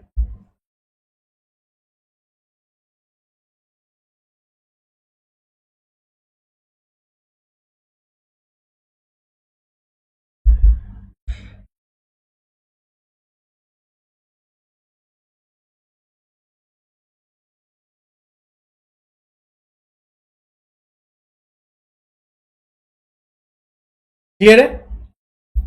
एक बार मेरे साथ साथ रिपीट करते हो चलना, रिपीट करते हो चलना। देख रहे थ्योरी सब्जेक्ट को किस तरीके से पढ़ना है। तुम लेट बैक एटीट्यूड में पढ़ोगे, बैठ के सोते हुए लेट के पढ़ोगे तो फिर कुछ नहीं कर सकते। क्लास बंद कर दो, बाद में रीड मार लेना, वो बेटर है, सच बोल रहा हूं।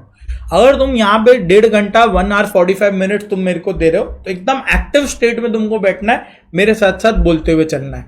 मेरे साथ साथ बोलते हुए चलो, आई विल गारंटी कि तुमको सब कुछ याद हो जाएगा, तुमको सब कुछ समझ में भी आएगा और सब कुछ याद भी हो जाएगा और फिर तुम्हारा SM one of the favourites में आ जाएगा। तुमको मन भी करेगा बाद में पढ़ने का। मन क्यों नहीं करता थ्योरी सब्जेक्ट पढ़ने का? क्योंकि ना तो पहले हम समझने का कोशिश करते हैं, अब जब समझने का कोशिश नहीं करते हैं तो फिर लर्न करने में डिफिकल्टी आएगा, क्योंकि रट्टा ही मारना हुआ ना एक तरह से। समझा नहीं है तो रट्टा ही मारना पड़ेगा, समझ लिया तो लर्निंग इज ऑल्सो ईजी।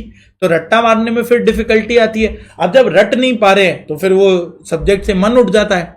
तो यहां पे तुमको इंटरेस्टिंग लगेगा, 100% इंटरेस्टिंग लगेगा, क्योंकि इतने सारे एग्जाम्पल्स मैं तुमको दे दूंगा, उससे समझ में आएगा, बहुत अच्छी तरीके से समझ में आएगा। तो ऐसे कीवर्ड्स की तरह लर्न करने में इजी होगा और कीवर्ड से लर्न करके लिखने में अपने को बहुत इजी लगेगा। तो 7 पॉइंट्स तुमको मेरे साथ साथ रिपीट करना है। सबसे पहला, यहां हम लोग पढ़ रहे हैं कैरेक्टरिस्टिक्स ऑफ स्ट्रैटेजी, यानी फीचर्स। स्ट्रैटेजी के फीचर्स क्या क्या होते हैं? सबसे पहला, ये हमको लॉन्ग टर्म डायरेक्शन प्रोवाइड करता है। दूसरा, it helps us achieve advantage over our competitors, competitive advantage provide करता है। तीसरा, स्ट्रैटेजी हम स्कोप में रह के अपने ऑर्गेनाइजेशन के स्कोप ऑफ एक्टिविटीज के हिसाब से ही स्ट्रैटेजी बनाएंगे। चौथा, it helps in matching the resources with activities, resources और काम को मैच करना है। फिफ्थ, वेस्टिन वाला, स्ट्रेच करेंगे हम अपने रिसोर्सेज को ताकि नया अपॉर्चुनिटीज क्रिएट कर सके। It involves stretching organization resources to create new opportunities. 5 point हुआ। Sixth, strategy affects operational decision, strategy के हिसाब से काम अफेक्ट हो जाएगा। और 7th, स्ट्रैटेजी 2 चीजों से अफेक्ट होगा। एक, रिसोर्स अवेलेबिलिटी, कितना पैसा है उसके हिसाब से तुम स्ट्रैटेजी बनाओगे। दूसरा, एनवायरमेंटल फोर्सेस, मार्केट में अपॉर्चुनिटी है कि थ्रेट है। अपॉर्चुनिटी है तो उसका फायदा उठाओ, थ्रेट है तो भाई रुक जाओ, थ्रेट है तो अभी रुक जाओ। जैसे कोविड बहुत लोग के लिए अपॉर्चुनिटी था, बहुत लोग के लिए थ्रेट था। हमने उसको अपॉर्चुनिटी की तरह देखा और ऑनलाइन चले गए पूरा का पूरा। जो लोग उसको थ्रेट की तरह देखे वो उनको बंद करना पड़ा अपना काम। समझा क्या?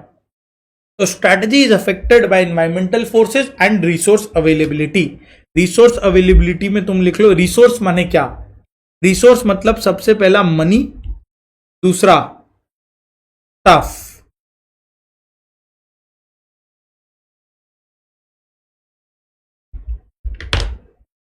चलेगा? 7 पॉइंट्स आ जाओ मेरे साथ, लिखते हुए चलो। Topic number 2, characteristics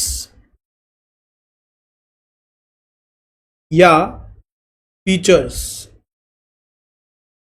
of strategy.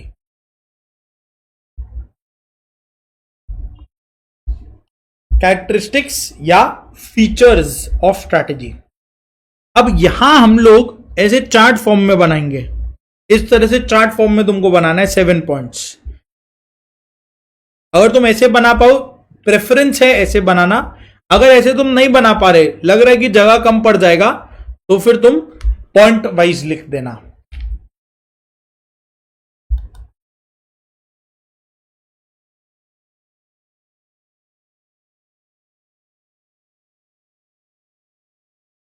ये देखो, इस तरीके से 7 पॉइंट्स बनाया।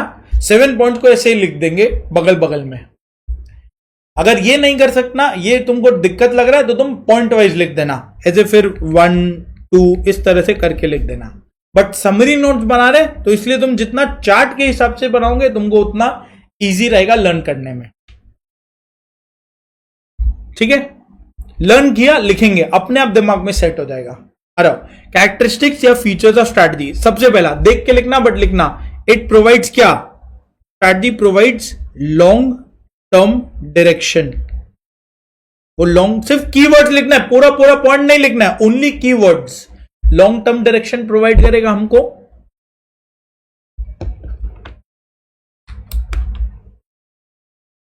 दूसरा, provides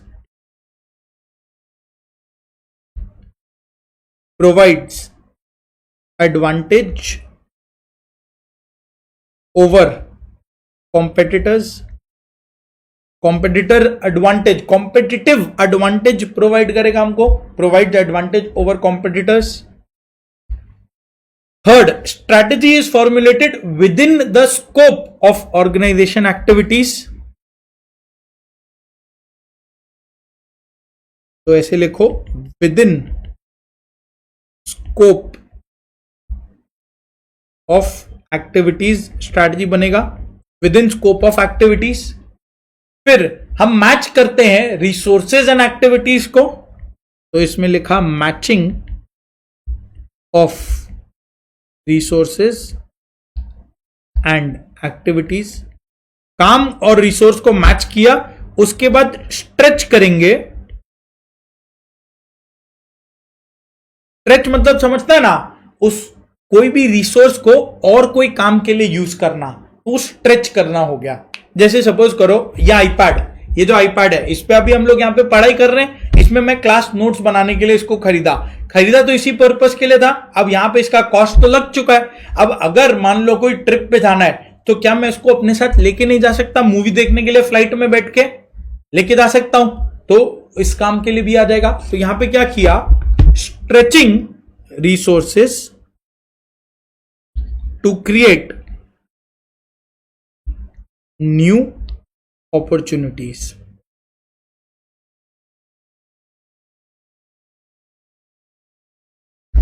Stretching resources to create new opportunities. सही है। उसके बाद स्ट्रैटेजी अफेक्ट्स ऑपरेशनल डिसीजंस।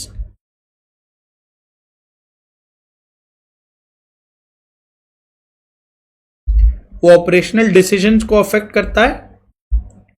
और फिर स्ट्रैटेजी इज अफेक्टेड बाय, दो चीजों से वो अफेक्ट हो रहा था। क्या क्या याद है क्या कुछ? Environmental forces and resource availability.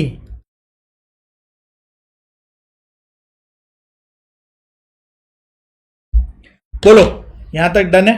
ये पूरा 7 पॉइंट्स तुम्हारे सामने। फटाफट से बता दो, फटाफट से बता दो मेरे को, फटाफट से बता दो। यहां तक डन है? जल्दी जल्दी लिखते हुए चलना।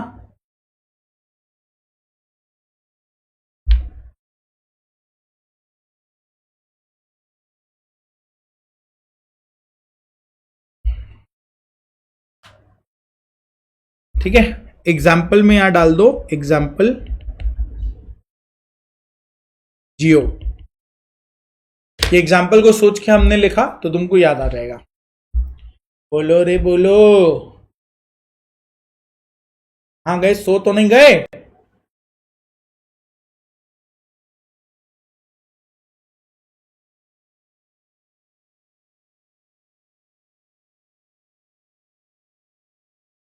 चलो, life is easy, done, perfect. आ जाओ, थर्ड टॉपिक पे आ जाओ, कॉन्सिक्वेंसेस। कॉन्सिक्वेंसेस देखो, कैरेक्टरिस्टिक्स हमने किसके व्यू पॉइंट से सोचा? जियो। यहां जियो के नजरिए से देखा, जियो ने स्ट्रैटेजी बनाया तो उसको क्या क्या कैरेक्टरिस्टिक्स था, वो स्ट्रैटेजी के क्या क्या फीचर्स थे, वो हमने कैरेक्टरिस्टिक्स में देखा, फीचर्स में देखा। जियो ने तो स्ट्रैटेजी बनाया, इंप्लीमेंट किया, लॉन्च किया, फ्री में हम सिम कार्ड बांटेंगे, इससे नींद किसका उड़ा? जियो ने जब ये स्ट्रैटेजी लॉन्च किया, इतना एनर्जी कहां से लाते हो यार? ठीक है, बस तुम बैठा है सामने, मेरे को लगता है तुम्हारा टाइम वेस्ट नहीं होना चाहिए, तो इसीलिए फुल एनर्जी के साथ क्लास बंद करते ही मेरे को पैर का दर्द याद आ जाएगा। प्रॉब्लम यही है, बट चलता रहता है। करेक्ट। जब जियो ने ये स्ट्रैटेजी लाया, जियो ने ये स्ट्रैटेजी लॉन्च किया, तो फिर नींद किसका उड़ा ये बताओ? एयरटेल, वोडाफोन, ये बाकी जो टेलीकॉम कंपनीज थे, इनका नींद उड़ा? इनका नींद उड़ा ना, तो ये जो कॉन्सिक्वेंसेस है, ये हमको एयरटेल के नजरिए से सोचना है, ये हमको एयरटेल के नजरिए से सोचना है। कॉन्सिक्वेंसेस एयरटेल के नजरिए से सोचेंगे। देखो, पहला पॉइंट सुनते हुए चलना खाली एकदम। सबसे पहला, एयरटेल के लिए कॉम्प्लेक्स चीज हो गया भाई, क्या हुआ उसको तो समझने में टाइम लग जाएगा कि जियो आया, लॉन्च किया फ्री में सिम कार्ड और चला गया। अभी लोग फ्री में सिम कार्ड खरीद रहे हैं, तो ये बहुत कॉम्प्लेक्स सिचुएशन हो गया एयरटेल के लिए, कॉम्प्लेक्स इन नेचर, तो strategy is complex in nature. दूसरा, बहुत बड़ा अनसर्टेनिटी आ गया उसके सामने, अब क्या करें भैया? अगर एयरटेल जीरो कर दे, एयरटेल को भी प्राइस जीरो अगर करे, एयरटेल खत्म हो जाएगा, एयरटेल सलट जाएगा। जियो के पास तो बैकिंग था रिलायंस का, एयरटेल के पास क्या है? एयरटेल का तो इकलौता काम है टेलीकॉम का, अगर वो जीरो कर देगा, उसका तो रोजी रोटी बंद हो जाएगा, तो फिर वहां अनसर्टेनिटी आ जाएगा। अनसर्टेनिटी हो गया, अनसर्टेन सिचुएशन है, situation of uncertainty. Complex environment हो गया था, complex in nature, uncertain situation था, समझ में नहीं आ रहा क्या करना है। तो एयरटेल ने क्या किया? एयरटेल उस इंटीग्रेटेड अप्रोच फॉलो करना पड़ा। इंटीग्रेटेड अप्रोच मतलब सबको इन्वॉल्व किया। टॉप मैनेजमेंट, भारती मित्तल का भी नींद उड़ा होगा, मिडिल मैनेजमेंट जो बीच वाले लोग हैं उनका भी नींद उड़ा होगा, सारे मैनेजर्स का, और जो लोअर एम्प्लॉइज है उनका भी नींद उड़ा होगा। भाई एयरटेल चला गया तो हमारा भी जॉब चला जाएगा, उनका भी नींद, सबका नींद उड़ा होगा ना एक साथ। तो सबको मिल बांट के इन्वॉल्व होके एक स्ट्रैटेजी के बारे में सोचना पड़ेगा कि अब क्या किया जाए, इसको कैसे रिस्पॉन्स करना है, कैसे रिटेलिएट करना है। तो it involves integrated approach. Integrated approach मतलब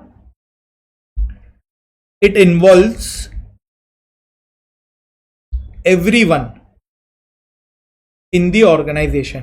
इंटीग्रेटेड अप्रोच मतलब पूरे ऑर्गेनाइजेशन से सबको लेके चलो, सबको इन्वॉल्व करो, मीटिंग बुलाओ और फिर डिस्कस करते क्या होगा। जैसे उरी में देखा था ना इंटीग्रेटेड अप्रोच, वॉर रूम में बैठ के सबका डिस्कशन हो रहा था, वहां प्राइम मिनिस्टर भी बैठे थे, डिफेंस मिनिस्टर भी था, फाइनेंस मिनिस्टर भी थे, national security adviser Ajit Doval भी थे, और अलग अलग आर्मी हेड्स थे। तो ये सब लोग बैठे थे, अलग अलग डिपार्टमेंट के लोग बैठे थे और एक डिस्कशन हो रहा था। इंटीग्रेटेड अप्रोच, समझा क्या? Integrated approach. एग्जाम्पल में लिख लेना, उरी डिस्कशन। सही है। अब एयरटेल को रिस्पॉन्स करने के लिए बदलना पड़ेगा कि सेम रहने से चलेगा? Airtel will have to change, कि जैसे वो अभी तक काम करते आ रहा था वैसे ही काम कंटिन्यू करे तो काम हो जाएगा? क्या करना पड़ेगा बताओ फटाफट से। क्या एयरटेल को बदलने का दरकार है कि वो जैसे जैसे काम कर रहा था वैसे वैसे वो काम कंटिन्यू कर सकता है? बताओ, what do you think is the case? क्या एयरटेल को बदलना पड़ेगा या वो जैसे काम अभी तक कर रहा था वैसे वैसे वो कर सकता है तो काम हो जाएगा? एयरटेल को बदलना पड़ेगा, कहीं ना कहीं Airtel will have to change. वो जिस तरीके से अभी तक अपना काम कंटिन्यू कर रहा था वो वैसे अपना सेम काम कंटिन्यू नहीं कर सकता, उसको एक नया स्ट्रैटेजी लाना पड़ेगा, उसको नए तरीके से काम करना पड़ेगा। आया ना? बदलना होगा, Airtel will have to change. तो यहां पे देखो, चेंज रिलेशनशिप्स आएंगे, बहुत सारा चीज चेंज होगा, नया स्ट्रैटेजी बदलेगा, नए लोग को लाने पड़ेंगे, पुराने लोग को हटाने पड़ेंगे, तो चेंज रिलेशनशिप्स आएगा outside the organisation. Supplier, customer, ये सब जो ऑर्गेनाइजेशन के बाहर के लोग हैं, आउटसाइड द ऑर्गेनाइजेशन। कस्टमर भी डरेगा कि यार अब क्या करे, जियो तो फ्री में सिम कार्ड दे रहा है, एयरटेल क्या करेगा, कस्टमर भी पैनिक करेगा, सप्लायर भी पैनिक करेगा जो एयरटेल को सप्लाई किया है कि क्या एयरटेल मेरा पैसा वापस दे पाएगा, क्योंकि जियो ने तो फ्री में सिम कार्ड बांटा, एयरटेल अब क्या पैसा वापस दे पाएगा। तो ये सब लोग पैनिक करेंगे, गवर्नमेंट भी पैनिक करेगा कि जियो ने ऐसा किया है तो एयरटेल सलट ही जाएगा क्या। तो manage change relationships outside the organisation, सबको समझाते हुए चलना पड़ेगा, नहीं ऐसा कुछ नहीं, हम संभाल लेंगे इस सिचुएशन को। और दूसरा, you have to involve change inside the organisation. Change बाहर में भी होगा, मैनेज करना होगा, ऑर्गेनाइजेशन के अंदर भी, एम्प्लॉयज के मन में, मैनेजमेंट के मन में, सब जगह चेंजेस आएंगी, उसको भी मैनेज करके आगे चलना पड़ेगा। तो ये सारे चेंजेस को अपने को मैनेज करके चलना पड़ेगा। यस और नो, बताओ फटाफट से। ये सारे चेंजेस को अपने को मैनेज करके आगे चलना पड़ेगा।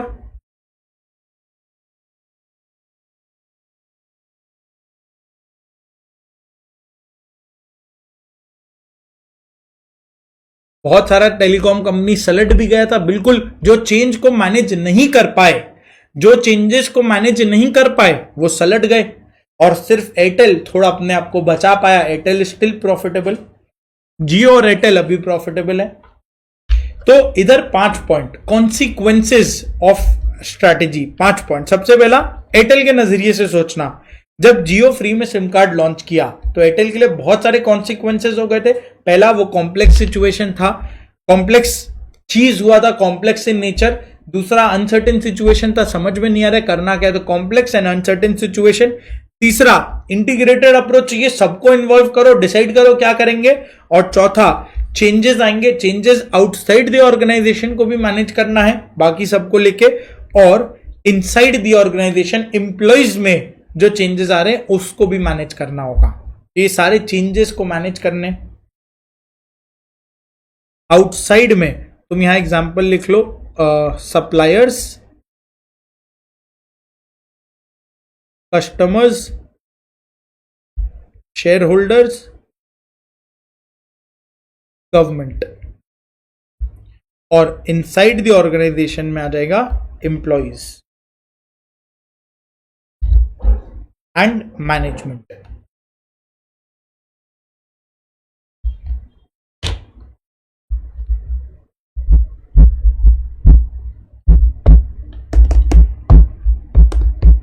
बोलो, चलेगा यहां तक?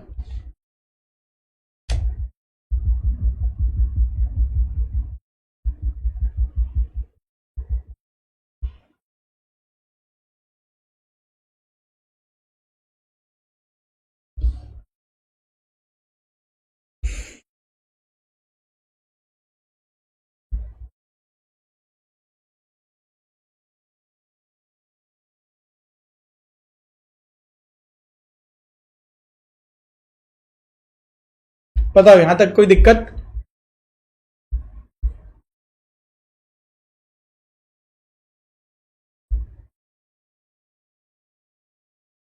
सही है, तो ये वाले टॉपिक को लिख लो, आ जाओ, नोट कर लो मेरे साथ साथ। टॉपिक नंबर 3,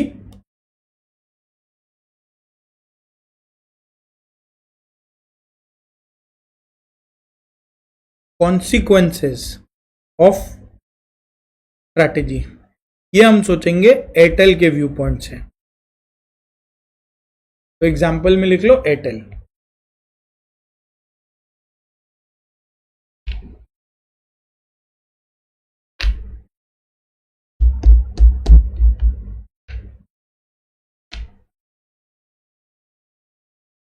वाओ एक्सप्लेनेशन है। ठीक है, तो यहां पे अपने पास 5 पॉइंट्स हैं, तो 5 पॉइंट्स को वैसे करके एक चार्ट बना देना।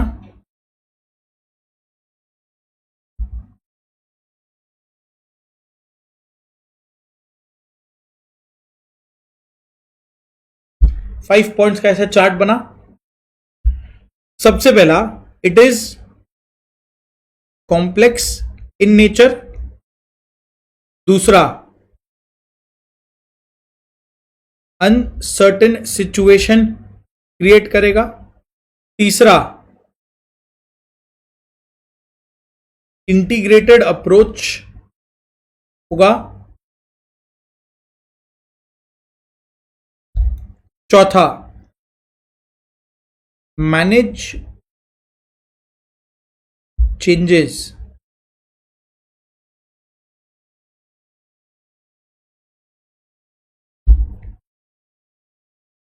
outside the organization and changes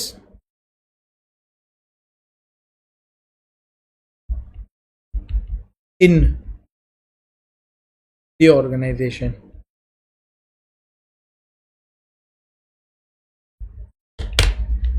Changes outside the organization, changes in the organization. Integrated approach के लिए तुम यहां पे मीनिंग लिख लो, तुमको इंटीग्रेटेड वर्ड हो सकता है, तुम भूल जाओ, इंटीग्रेटेड अप्रोच के लिए मीनिंग लिख लो, involve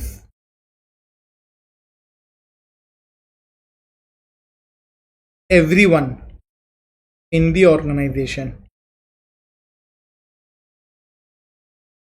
top management plus employees, सबको इन्वॉल्व करो. उरी का एग्जाम्पल भी अपने देखे थे.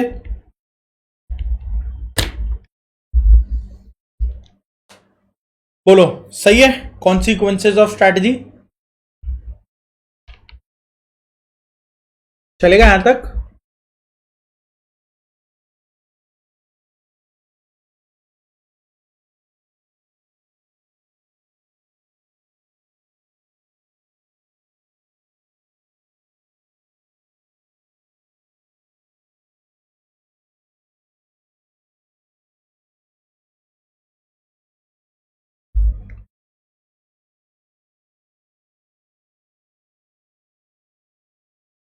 परफेक्ट.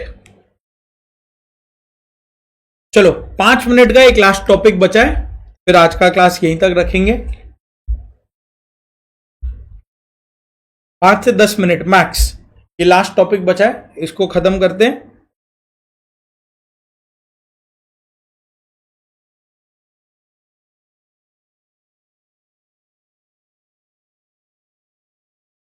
चेंजेस कॉन्सिक्वेंसेज क्यों समझा नहीं, हम क्वेश्चन नहीं समझा. अनूप वापस बोलो क्या है.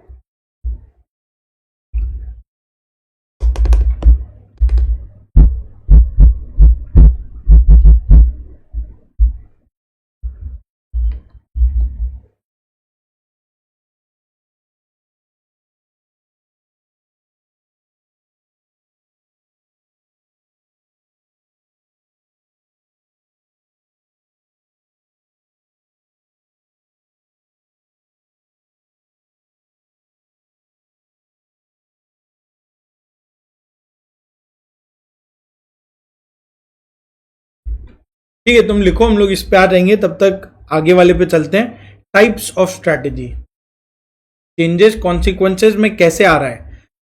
जियो एक स्ट्रैटेजी लाया. अब जियो एक स्ट्रैटेजी लाया तो जियो जो स्ट्रैटेजी लाया उसके वजह से बाकी ऑर्गेनाइजेशंस को तो चेंज करना पड़ेगा ना, नहीं तो वो लोग खत्म हो जाएंगे. अगर Jio is a competitor of Airtel, अब जियो अगर कोई स्ट्रैटेजी ला रहा है तो एयरटेल चुपचाप तो नहीं बैठ सकता ना, उसको तो चेंज करना ही पड़ेगा. अदरवाइज वो उसके लिए बहुत बड़ा प्रॉब्लम है, वो सलट जाएगा. इसीलिए it involves changes outside the organisation and in the organisation. पूरा ही बदलना पड़ेगा एयरटेल को, पूरा काम करने का तरीका बदलना पड़ेगा, सोच बदलना पड़ेगा. इतना मेजर चेंज था वो.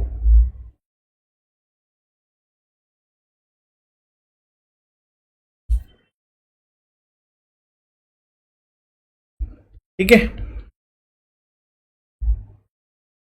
तो अब यहां पे आ जाओ. Topic number 4,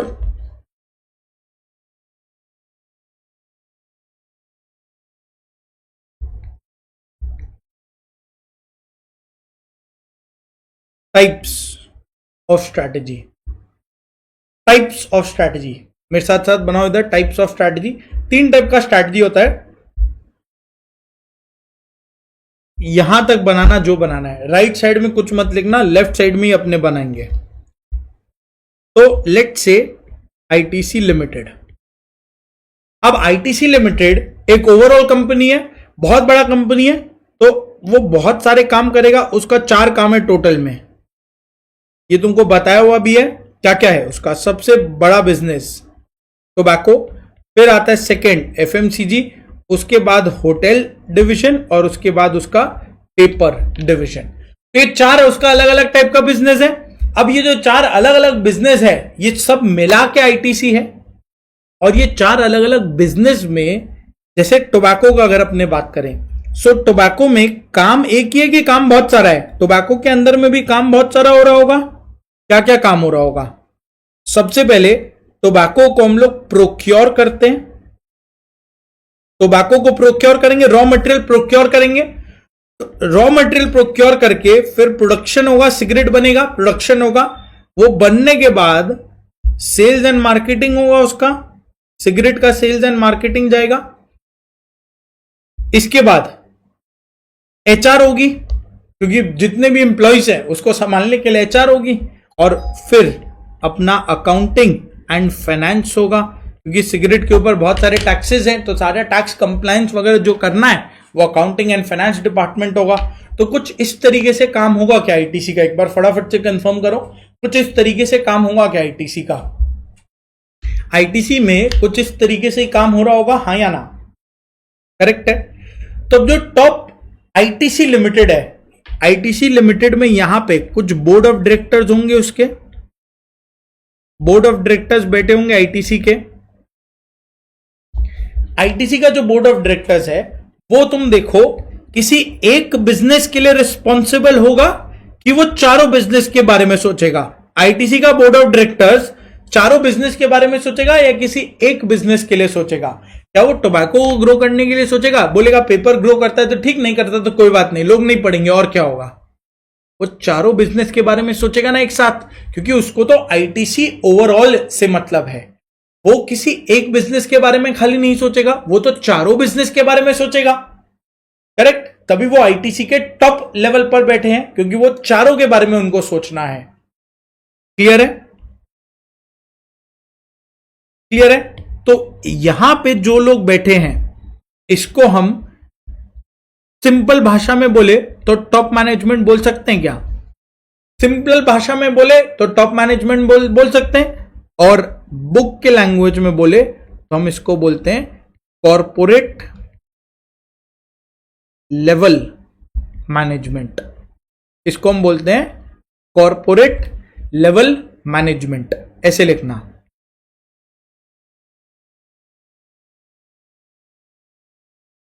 corporate level management, corporate level है, ये टॉप लेवल है। किसी एक बिजनेस के बारे में नहीं सोचेगा, पूरे ऑर्गेनाइजेशन के बारे में इकट्ठे सोचेगा। Corporate level management.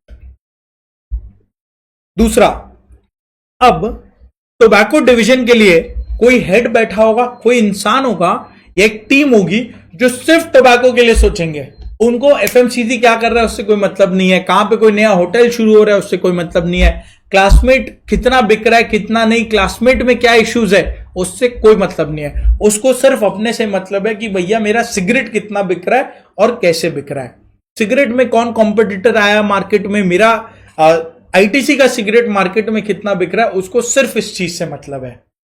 टोबैको में जो लोग बैठे हैं उसको सिर्फ टोबैको से मतलब होगा कि सारे डिवीजन से मतलब होगा, सारे बिजनेसेस से मतलब होगा। बताओ। सिमिलरली जो होटल डिवीजन में बैठा है, जो होटल के लेवल पर बैठा है, उसको सिर्फ होटल से मतलब होगा या उसको सारे बिजनेसेस से मतलब होगा? पूरा पंचायती होगा क्या सिगरेट कितना बेचा देख के आए, एफएमसीजी में yippee नूडल्स कितना बिक रहा है, सनफिश कितना बिक रहा है ये देख के आए? बोलो ना,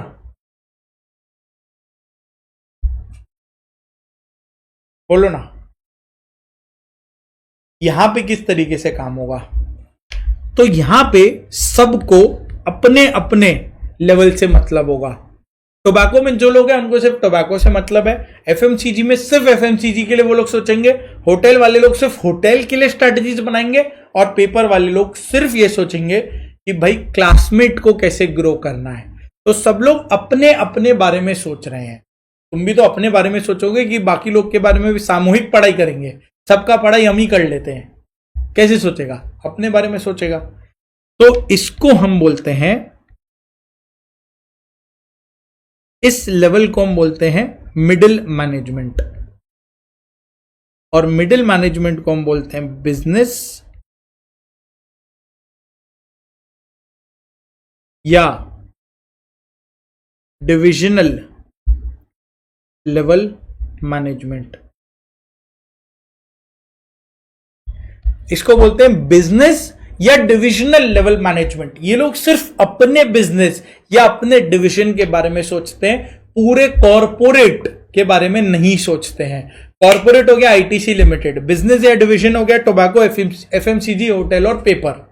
ये लोग सिर्फ अपने बिजनेस और अपने डिवीजन के बारे में ही सोचेंगे, पूरे ऑर्गेनाइजेशन से इसको कोई मतलब नहीं होता इनको। सही है यहां तक?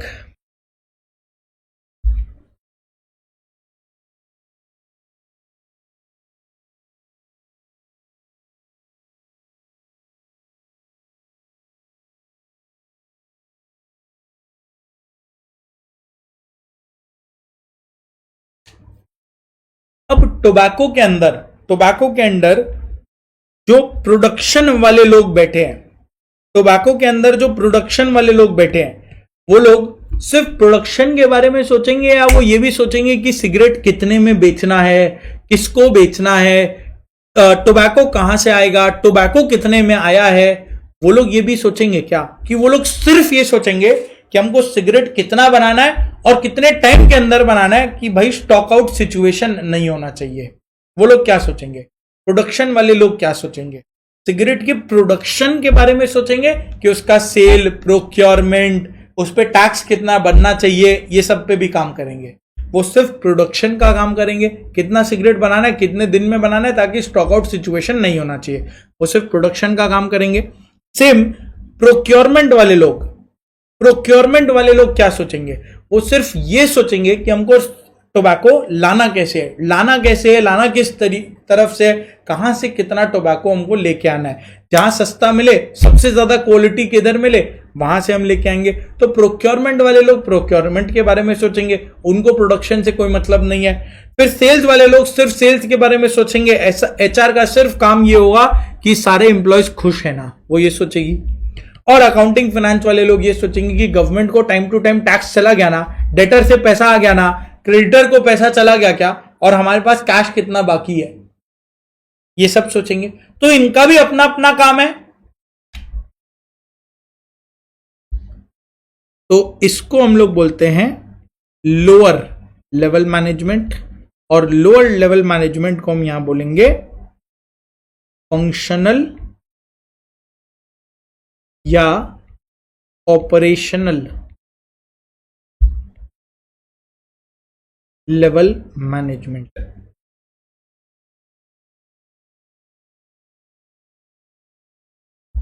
इसको हम बोलते हैं फंक्शनल या ऑपरेशनल लेवल मैनेजमेंट। 3 लेवल का मैनेजमेंट होता है। सबसे पहले पूरे हेड पे जो बैठा होता है उसको हम बोलते हैं कॉर्पोरेट लेवल। वो पूरे ऑर्गेनाइजेशन के बारे में सोचता है, किसी एक बिजनेस या किसी एक डिवीजन के बारे में नहीं सोचेगा। फिर उसके नीचे अलग अलग बिजनेस का अलग अलग बिजनेस हेड्स आते हैं, उसको हम बोलते हैं बिजनेस या डिविजनल लेवल मैनेजमेंट। वो एक एक बिजनेस के बारे में सोचेगा, उसको पूरे के पूरे ऑर्गेनाइजेशन से या कॉर्पोरेट से कोई मतलब नहीं होता। और हर एक बिजनेस या हर एक डिवीजन के अंदर में लोअर लेवल मैनेजमेंट आएंगे, अलग अलग फंक्शंस आएंगी। वो फंक्शंस तुम देखो, फंक्शंस है, यहां काम है, परचेज, प्रोडक्शन, एचआर, सेल्स, ये सब काम है, काम, फंक्शन, इसीलिए इसको फंक्शन बोला। फंक्शन या ऑपरेशनल, फंक्शनल या ऑपरेशनल लेवल मैनेजमेंट, इनका काम सिर्फ इतना होगा कि हमारा प्रोडक्शन डिपार्टमेंट है तो हम प्रोडक्शन के बारे में सोचेंगे, सेल वाले सेल का सोचेंगे, सब अपना अपना काम के लिए स्ट्रैटेजी बनाएंगे, सब अपने अपने काम के बारे में डिस्कशन करेंगे और उसके बारे में ही सोचेंगे। तुमको ये 3 लेवल पर क्लैरिटी आया क्या? कॉर्पोरेट लेवल, बिजनेस या डिविजनल लेवल, और लास्ट में फंक्शनल या ऑपरेशनल लेवल। तुमको ये 3 लेवल पे क्लैरिटी आया कि नहीं, ये मेरे को बताओ, फटाफट से बताओ, ये 3 लेवल पे क्लैरिटी आया या नहीं आया? ये 3 चीज पे क्लैरिटी अपने को चाहिए। क्लैरिटी है पूरा का पूरा? तो सबसे पहला कॉर्पोरेट स्ट्रैटेजी बनेगा, कॉर्पोरेट लेवल वाले लोग कॉर्पोरेट स्ट्रैटेजी बना देंगे। दूसरा, बिजनेस या डिविजनल वाले लोग बिजनेस स्ट्रैटेजी बनाएंगे। और तीसरा, फंक्शनल या ऑपरेशनल लेवल बोला था, वो लोग फंक्शनल स्ट्रैटेजी या ऑपरेशनल लेवल स्ट्रैटेजी बनाएंगे। तो तीन लेवल है और तीनों का अपना अपना स्ट्रैटेजी होता है। कॉर्पोरेट लेवल का कॉर्पोरेट स्ट्रैटेजी, बिजनेस या डिविजनल लेवल का बिजनेस स्ट्रैटेजी और फंक्शनल या ऑपरेशनल लेवल का फंक्शनल या ऑपरेशनल स्ट्रैटेजी।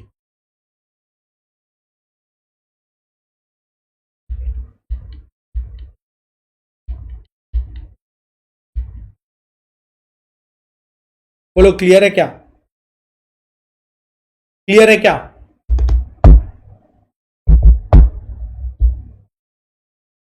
कॉर्पोरेट वाले लोग का कॉर्पोरेट स्ट्रैटेजी, बिजनेस या फंक्शनल, बिजनेस या डिविजनल वाले लोग का बिजनेस स्ट्रैटेजी और नीचे फंक्शनल या ऑपरेशनल वाले लोग का फंक्शनल स्ट्रैटेजी। कॉर्पोरेट का काम क्या होगा तुम खुद सोचो ना। आईटीसी के हेड पे जो बैठे हैं उनका काम क्या होगा? वो ओवरऑल ऑर्गेनाइजेशन का स्ट्रैटेजी बना देंगे। देखो ये ओवरऑल पर्पस सोचते हैं, ओवरऑल पर्पस के बारे में सोचते हैं। कॉर्पोरेट लेवल मैनेजमेंट में जाने को कितने ईयर लगते हैं? ये हुआ ना बढ़िया क्वेश्चन। कॉर्पोरेट लेवल मैनेजमेंट में जाने में कम से कम 20 साल लग जाएगा तुमको। इसलिए तुम देखो जो कॉर्पोरेट लेवल पे बैठा होता है उसका बाल दाढ़ी सब सफेद होता है। आधे लोगों को तो आधा बाल भी झड़ा होता है। नहीं छोड़ो, अपने ऊपर लग गया तो गलत हो जाएगा। सरस्वती जी सॉरी, मुंह पे जुबान पे बैठी होती है ना, कब लग जाए पता नहीं। तो इसीलिए कॉर्पोरेट लेवल जाने में टाइम लगता है तुमको। You have to climb the ladder, नीचे से ऊपर जाना पड़ेगा। Great explanation sir, thank you so much. चलेगा क्या यहां तक? सही है। तो कॉर्पोरेट, बिजनेस और प्राची अपना स्ट्रैटेजी बना रही है। बिल्कुल सोचना भी जे कॉर्पोरेट लेवल तक तो पहुंचना ही है ना, सीईओ तो बनेगा ना। कॉर्पोरेट वाले लोग कॉर्पोरेट स्ट्रैटेजी बनाएंगे, बिजनेस वाले लोग बिजनेस स्ट्रैटेजी बनाएंगे, फंक्शनल वाले लोग फंक्शनल या ऑपरेशनल स्ट्रैटेजी बनाएंगे। पहला 5 साल सब लोग फंक्शनल में ही रहेगा, फंक्शनल डिवीजन में रहेगा, फिर बिजनेस लेवल में पहुंचेगा और 15-20 साल बाद कॉर्पोरेट स्ट्रैटेजी पर पहुंचेगा। तो पहला 4-5 साल हर जन फंक्शनल पर ही रहता है।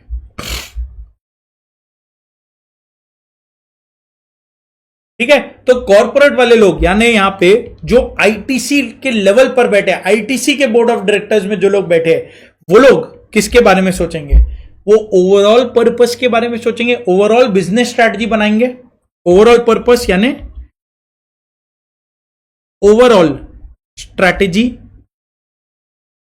For the entire organisation. पूरे आईटीसी का स्ट्रैटेजी बनाएगा ना, कि किसी एक बिजनेस का स्ट्रैटेजी बनाएगा? पूरे आईटीसी का स्ट्रैटेजी बनाएगा, ओवरऑल पर्पस। ये लोग का काम होगा एलोकेशन ऑफ रिसोर्सेस। आईटीसी का हेड पे जो बैठा है, आईटीसी के जो हेड पे बैठा है, उसका ये काम होगा ये डिसाइड करना भैया पैसा आएगा कहां से हमारे पास और इस पैसे में से किसको कितना पैसा देना है। तो जैसे आईटीसी के टॉप लेवल पे जो लोग बैठे, वो लोग बोले सिगरेट से बहुत पैसा आता है आईटीसी को, तो टोबैको डिवीजन से पैसा आएगा और इस टोबैको डिवीजन से जो पैसा आएगा उसको हम कुछ एफएमसीजी, होटल और पेपर डिवीजन में एलोकेट कर देंगे। ऑब्वियसली उसका कुछ एक हिस्सा टोबैको को तो देंगे ही, बट मेजर हिस्सा एफएमसीजी, होटल और पेपर डिवीजन को बांट देंगे ताकि वो लोग अपने बिजनेस को एक्सपैंड कर सके। टोबैको डिवीजन जितना एक्सपैंड होना था हो चुका, उसको तो हमने पहले से एक्सपैंड कर ही रखा है। अब टोबैको के पैसे को यूज करके एफएमसीजी, होटल और पेपर को एक्सपैंड करने का बारी है। जैसे रिलायंस भी यही किया था। रिलायंस इंडस्ट्रीज पेट्रोलियम डिवीजन को पहले सेट किया, अब पेट्रोलियम के पैसे को यूज करके जियो को सेट किया, अब जियो के पैसे को यूज करके वो रिटेल डिवीजन को सेट कर रहा है। क्लियर है क्या? तो वहां पे वो लोग डिसाइड करते हैं allocation of resources between different businesses क्या होना चाहिए। वो लोग डिसाइड करते हैं allocation of resources between different businesses क्या होना चाहिए, ये उसको डिसाइड करेंगे। सही है। तो सबसे पहला ओवरऑल पर्पस के लिए स्ट्रैटेजी बनाएगा, allocation of resources between different business कैसा होना चाहिए वो सेट करेंगे। और तीसरा मेरे रिलेशन में भी एक का पेट्रोल पंप है रिलायंस का, चलो समझ में आ गया ना। और तीसरा ये लोग डिसाइड करेंगे कि कौन किसको स्टेबिलिटी फॉलो करना है, किसको ग्रोथ और किसको रिट्रेंचमेंट। स्टेबिलिटी मतलब अभी ज्यादा ग्रो नहीं करेंगे, जैसा चल रहा है वैसा चलने देंगे। जैसे आईटीसी के हेड पे जो लोग बैठे हैं वो लोग ने सोचा, वो लोग ने डिसाइड किया कि जो टोबैको डिवीजन है इसको जितना ग्रो करना था ये कर चुका है, अब इसमें और ग्रो हम नहीं करेंगे। जितना ग्रो कर चुका है उसको मेंटेन करेंगे, उसको स्टेबिलिटी फॉलो करेंगे। जितना मार्केट शेयर कैप्चर कर लिया अब उसको मेंटेन करके चलेंगे, और मार्केट शेयर नहीं चाहिए हमको, मेंटेन करो काफी है, स्टेबिलिटी।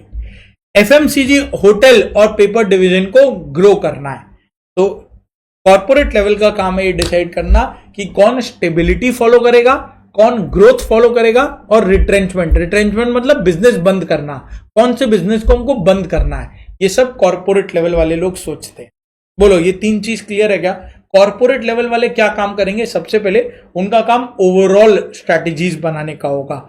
दूसरा वो डिसाइड करेंगे किसको कितना रिसोर्स एलोकेट करना है, allocation of resources between different businesses. और तीसरा वो डिसाइड करेंगे कौन स्टेबिलिटी फॉलो करेगा, कौन ग्रोथ फॉलो करेगा, और कौन से बिजनेस को हमको बंद करना है, रिट्रेंचमेंट, वो ये डिसाइड करेंगे। जियो से तो आपका भी फायदा हो गया, बहुत एग्जांपल्स मिले। बोलो यहां तक डन है? यहां तक डन है क्या? फटाफट से बताओ। Corporate level clear? अब इसके आगे कुछ नहीं है, मेन कॉर्पोरेट लेवल ही होता है, इसके आगे तो सिंपल सिंपल है। बोलो फटाफट से बोलो।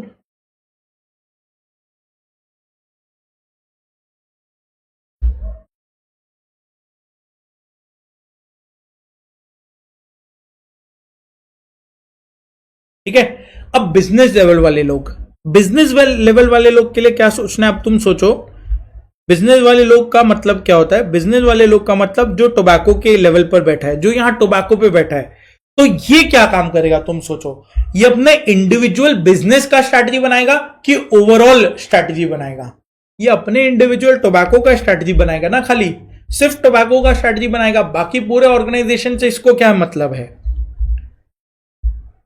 तो business level individual business strategies बनाते हैं, ये इंडिविजुअल बिजनेस स्ट्रैटेजीज बनाएंगे, पूरे ऑर्गेनाइजेशन के लिए कोई स्ट्रैटेजी नहीं बनाने वाले हैं, इंडिविजुअल बिजनेस स्ट्रैटेजी बनाएंगे अपना अपना। इनको डिसाइड करना है कि भैया इनको कंपीट करना है। जैसे आईटीसी का टोबैको हेड जाके ये डिसाइड करेगा कि यार मार्केट में मालबोरो है, मालबोरो से हमको कंपीट करना है या हाथ मिला ले उससे जाके। वो बोलेगा कंपीट करेगा, वो भी लड़ रहा है, सिगरेट उसका भी मार्केट में अवेलेबल है, आईटीसी का भी अवेलेबल है। मालबोरो 20 का 19 किया, आईटीसी 19 का 18 करेगा, तो ये लोग लड़ाई कर रहे हैं, कंपटीशन है किसका ज्यादा बिकेगा किसका नहीं।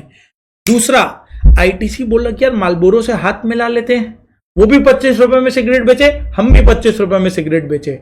आईटीसी एक मार्केट को कैप्चर करे, मालबोरो एक अलग मार्केट को कैप्चर करे, दोनों कोलैबोरेशन में काम करे, जैसे पीवीआर आइनॉक्स ने किया। पीवीआर आइनॉक्स चाहते तो कंपीट कर सकते थे, लेकिन वो लोग क्या किए, कोलैबोरेट किए और बोले कि यार अब मिल के बिजनेस करते हैं, प्राइस कम नहीं करना, प्राइस बहुत ज्यादा रखेंगे और साथ में बिजनेस करेंगे। समझा क्या? तो या तो ये कंपीट कर सकते हैं कॉम्पिटिटिव स्ट्रैटेजी, और या कोऑपरेटिव स्ट्रैटेजी फॉलो करते हैं। हाँ बिल्कुल मोनोपोली हो जाएगा, पीवीआर आइनॉक्स का इफेक्टिव मोनोपोली हो गया, कंपटीशन कमीशन को ये अलाउ नहीं करना चाहिए था, बट इंडिया है, सब कुछ बिकाऊ होता है, एवरीथिंग हैज अ प्राइस। मजा आ गया सर, क्या पढ़ाते हो, thank you so much, thank you so much. सही है ना? बिजनेस लेवल वाले लोग क्या करेंगे, इंडिविजुअल बिजनेस के लिए स्ट्रैटेजी बनाएंगे, सोचेंगे कि भैया हम कंपीट करें या कोऑपरेट कर लें। कोऑपरेट माने कोलैबोरेट, कोऑपरेट मतलब कोलैबोरेट। जैसे एग्जांपल में लिख लो पीवीआर प्लस आइनॉक्स, ये लोग कोलैबोरेट करके रखे।